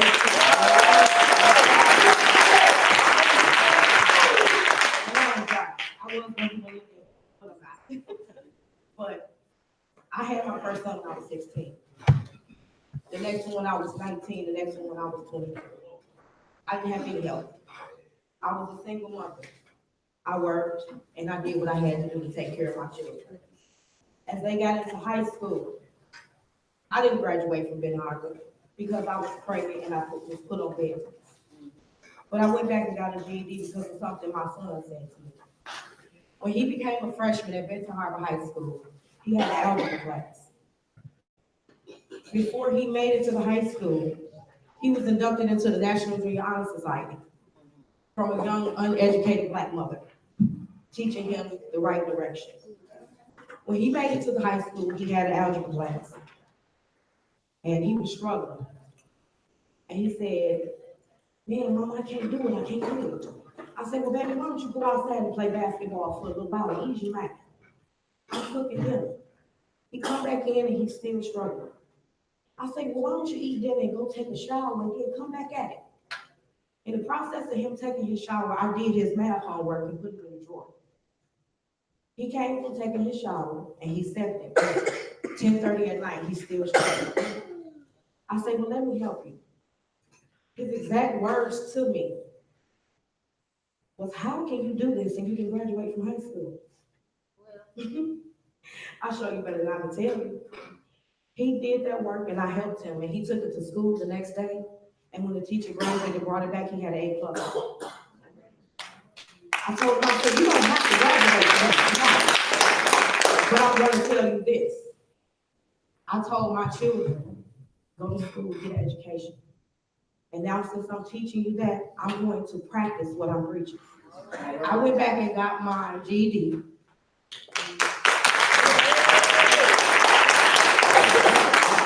I started driving school buses. Some of the kids in here know me as Miss Nika. They know I didn't take no crap from them. Some of them know me as a crazy Tiger fan at the games, along with Mr. Triplett. My kids play basketball. Not only do I have 2 young men that graduated already from this school, I had 2 of them go to state championships. My youngest son, his name is Lawrence, he's 16. Right student, straight A's. He was suspended for 10 days and his grades dropped tremendously. And he said, they gave him 2 weeks to get it up. He said, I'll bring him up in a week. I say, well, I'll tell you what, if you bring him up in a week, I'll give you $150. And he brought those grades up within a week. He brought them up within a week.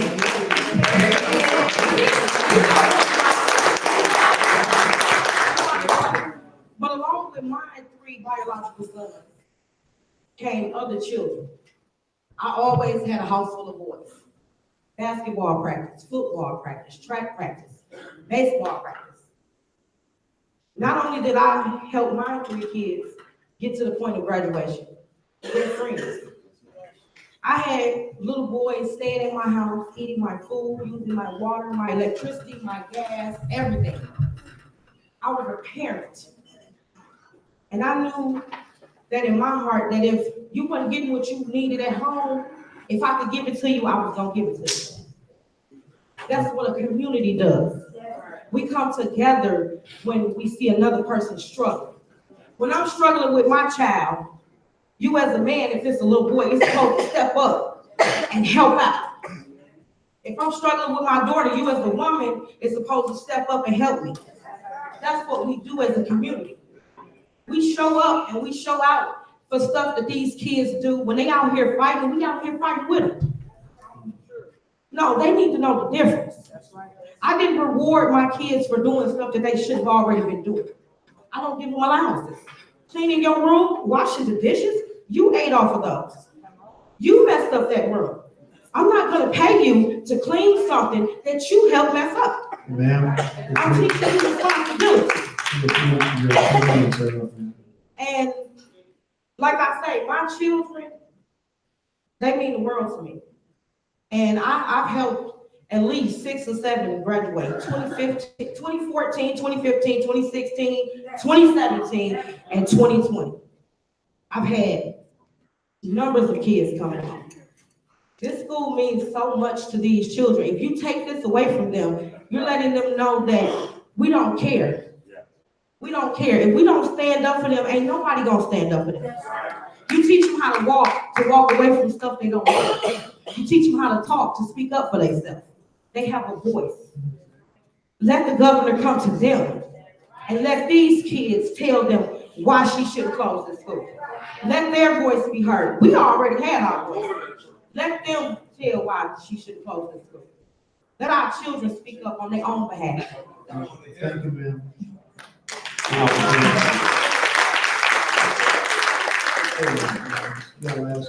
Mr. Mitchell, I know it's 9:25.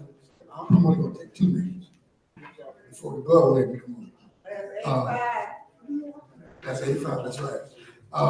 Man, most of these young people are going home.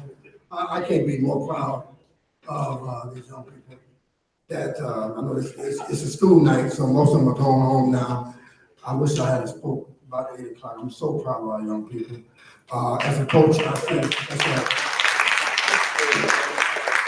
As a coach, I see hundreds. I ain't surprised. I see hundreds of my student athletes come across the stage and receive awards and go all over the country, receive scholarships and go all over the country. Still from this school that I graduated from in 1985. My brothers and sisters from Chicago, Detroit, Inkster, I want y'all to know I love y'all. And I appreciate y'all being in the struggle with us. I'm in the struggle with you. Like the voice of Washington said, this is no time for any need, any black person or person of goodwill that's fighting in our cause for justice to be fighting at each other. I am not at all at odds with you at all. I ain't fighting with you at all. I love you. We might have different of opinion. We might have 1,000 different of opinion, but God created that on purpose for diversity's sake, for diversity's sake, for power's sake. So I ain't gonna go to the Bible. I'm gonna end with this. I know people are getting tired of my broken record, but I don't care. This is an unpopular message I'm about to say, but I'm gonna say it anyway. We got $19 million going out of this district. That's not their fault, that's our fault. No, $19 million is more than $19 million. $19 million is the last digit that I heard, it's the last stat that I got. But it's actually higher than that. $22 million. $22 million going out of this district. And I know I get some funny looks every time I go there, but it's true. Can you explain how it's our fault? It's not Can you justify it? Well, here's my justification. There's differences of opinion. When I came and talking about this different spiel about I bleed orange and black, and we get the same, our kids get the same education, quality education that we got, and we need you to bring your kids back to our school. We need those funds, and we need those people resources, because people resources is better than any resource. Money. My brother from Chicago talked about people power. 1 million people was in the streets of Egypt, and they overthrew. I don't remember the tyrant's name, but they overthrew a government in Egypt. But 1 million people was in the street, and they overthrew a whole government. So it is the people power. I'm saying this, brother, that we got. I don't know the stat, but we got at least 1,000 to 1,500 students that parents have brought out of the district, out of our district into other districts through school of choice. Now I'm not knocking.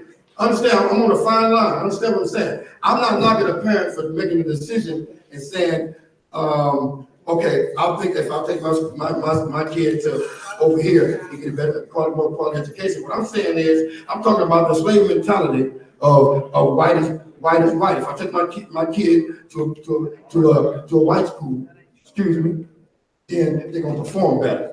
That's what I'm talking about. And a lot of that has happened. A lot of that has happened. So I'm talking about, I'm speaking to a slave mentality. Mr. Jones, that we had. Thank you. God bless you.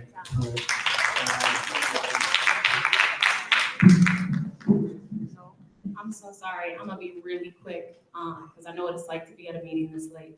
My name is Shannon Sykes-Nearing. I'm up here from Kalamazoo, former Kalamazoo City Commissioner. Also here on behalf of We the People of Michigan. We have, when this brother said you got a network of activists, we have activists all the way over to the east side and all the way up into the UP. And I just want to say we are ready. So if y'all are ready for this fight, we are ready to be here with y'all, to stand beside y'all, to walk behind you, to back you up. We have Will Man and Carpool here with us earlier. We are ready. I hope the next time y'all see Gretchen Whitmer and you tell her from me and from all of us, she's not ready for this fight. She's not ready for this fight. All right, y'all have a good day.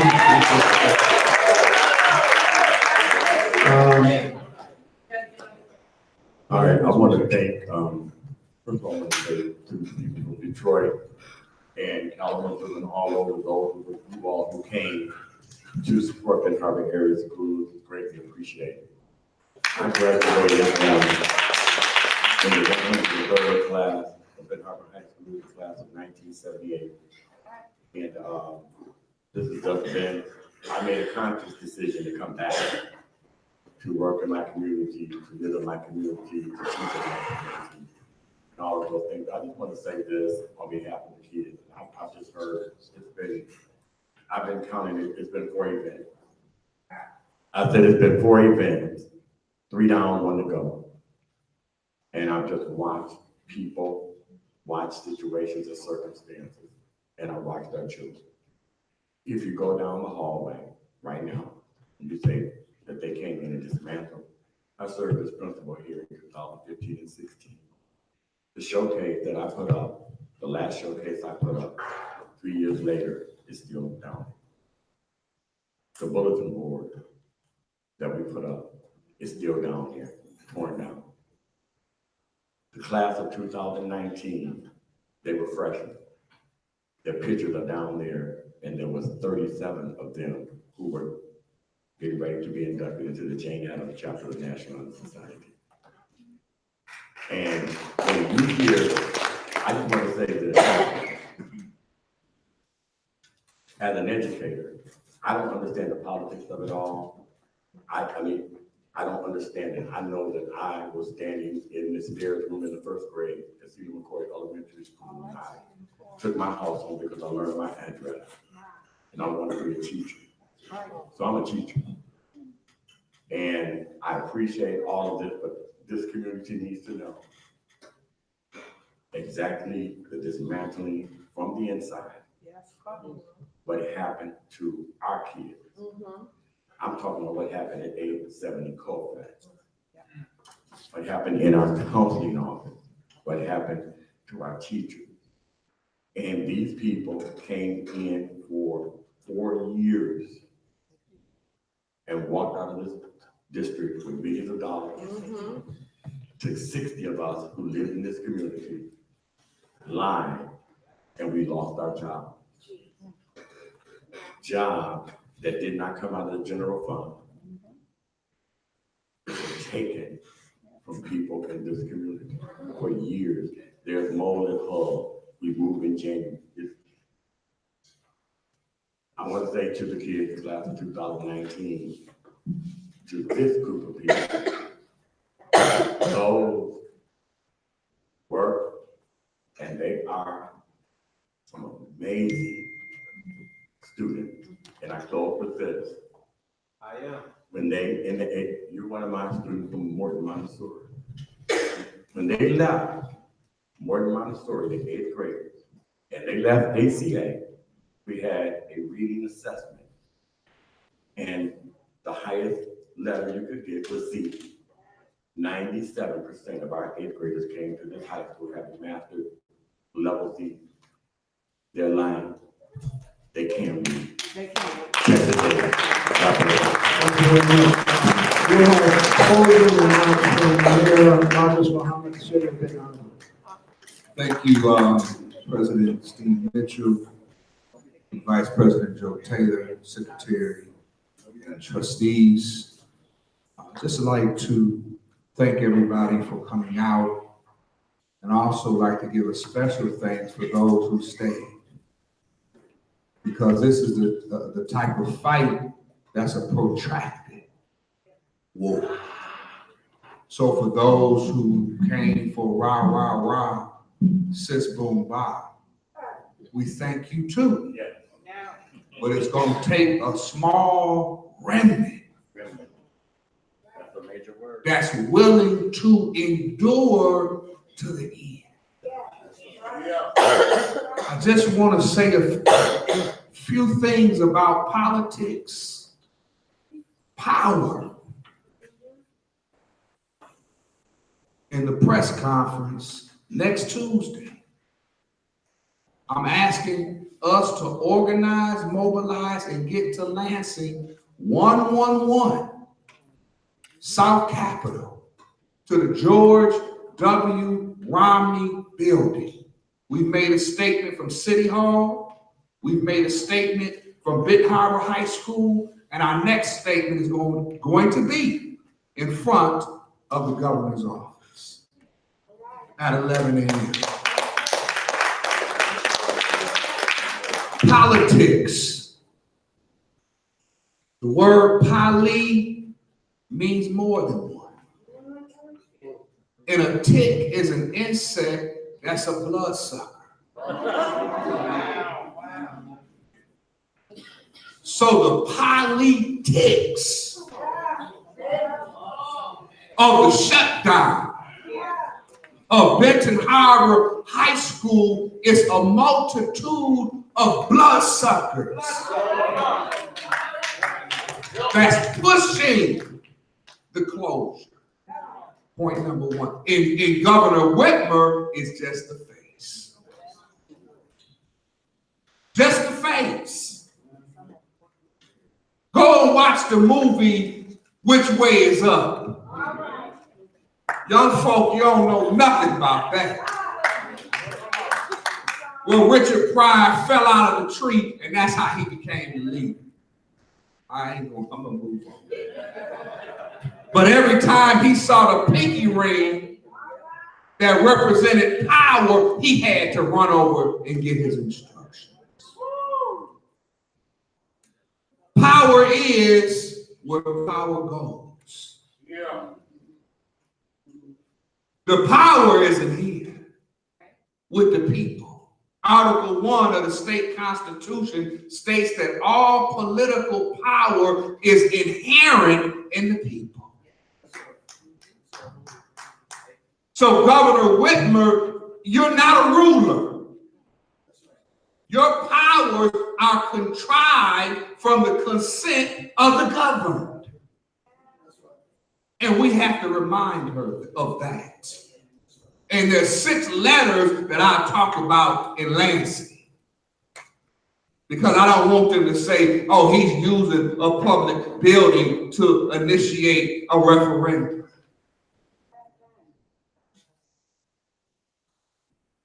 But for you to say you're coming to Benton Harbor and have your surrogates announce a meeting somewhere else is disrespectful. That's right.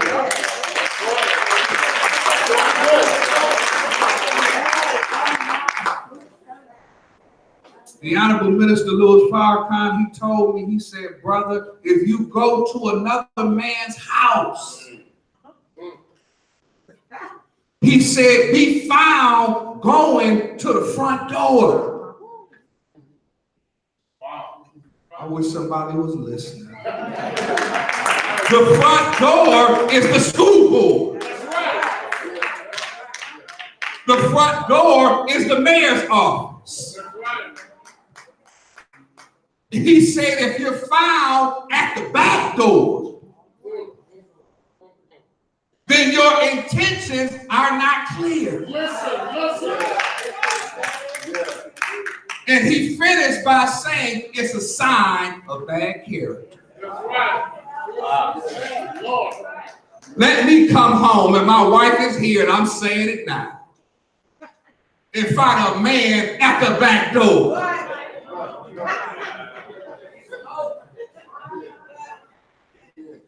It's going to be hell and high water.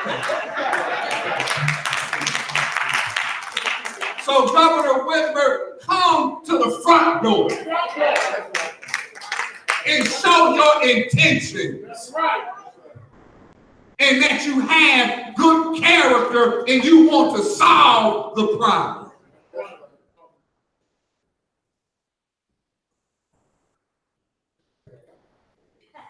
Lastly, I know it's time.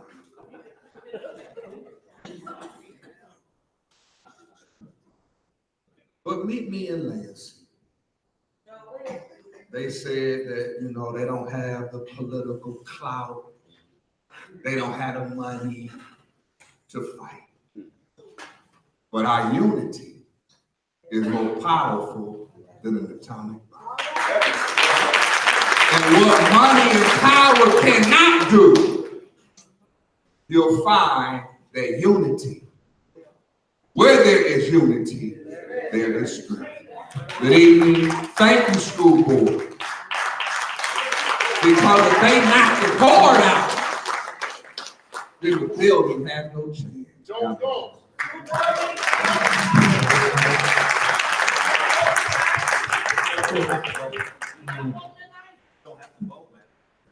No vote. No vote. No, we didn't come here for a vote. No vote. We came here for a public forum to listen to our concerns. She's coming tomorrow, but she won't Not get even voted. considering her. All right, now we're at the point of board member Is the school announcements. board going to the League of All? Yes, we will be there. And comments. Mr. Bradley?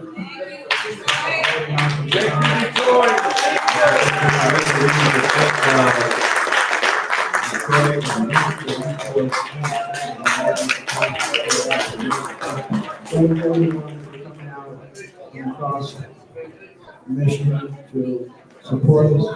We appreciate it. And we will do the board work and the follow-up tomorrow. Thank you for coming very much. Mr. Bradley?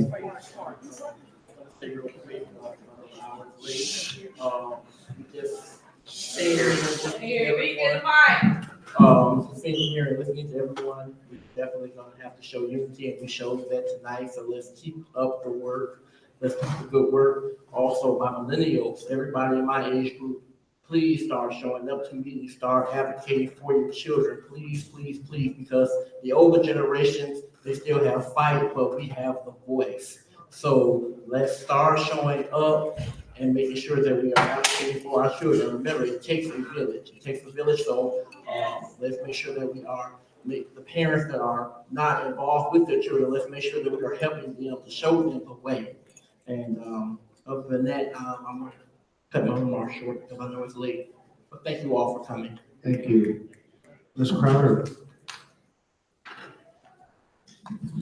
Just want to thank all the community for coming out. And we're glad you have our backs and we have yours. Mr. Taylor? All right, so I want to thank the mayor, thank all those who traveled so far to help us in this hour. And to believe you, we don't need to vote to say that we're together and we're voting no. You don't need a vote to vote no, because we've already agreed that we're not going to take a plan. All right, so we spoke up about that, and that's why we wrote the letter to the governor. I want to thank Dr. Lester from the Barron County Democratic Party.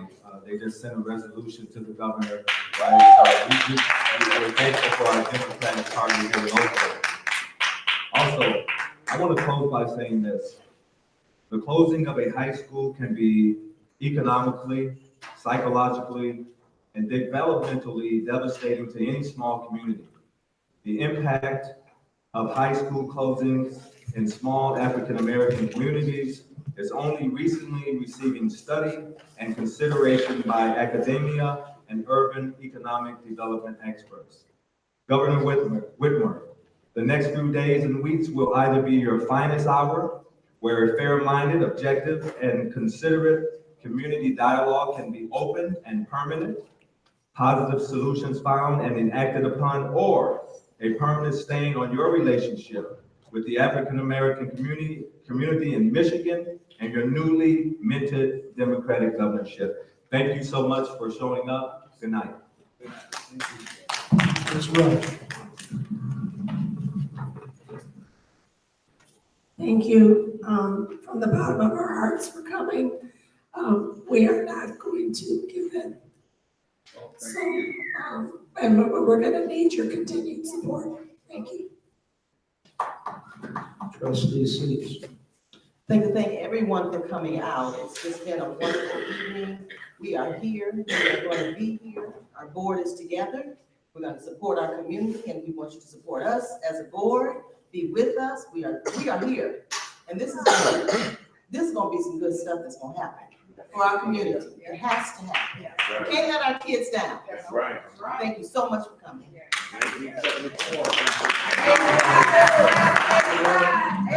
President Mitchell. Ruth Buchanan left, one of our board members, and she just wanted to say hello to the community. She had to leave.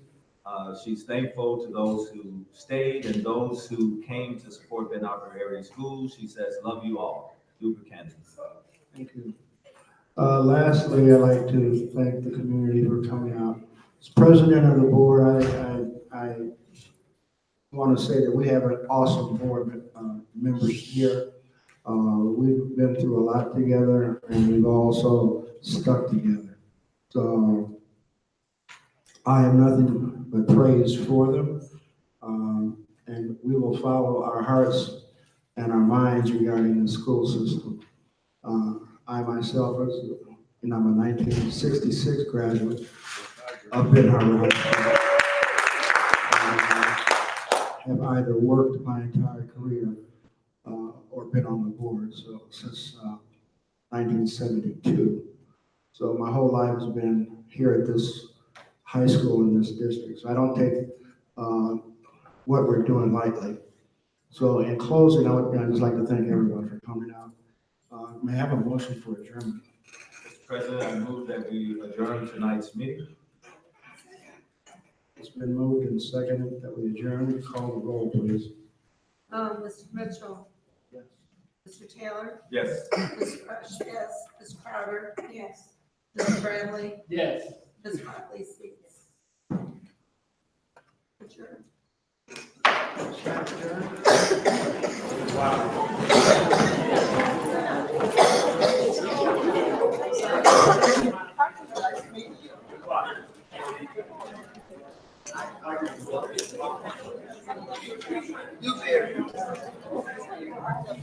I'm not part of there. She parked in the back.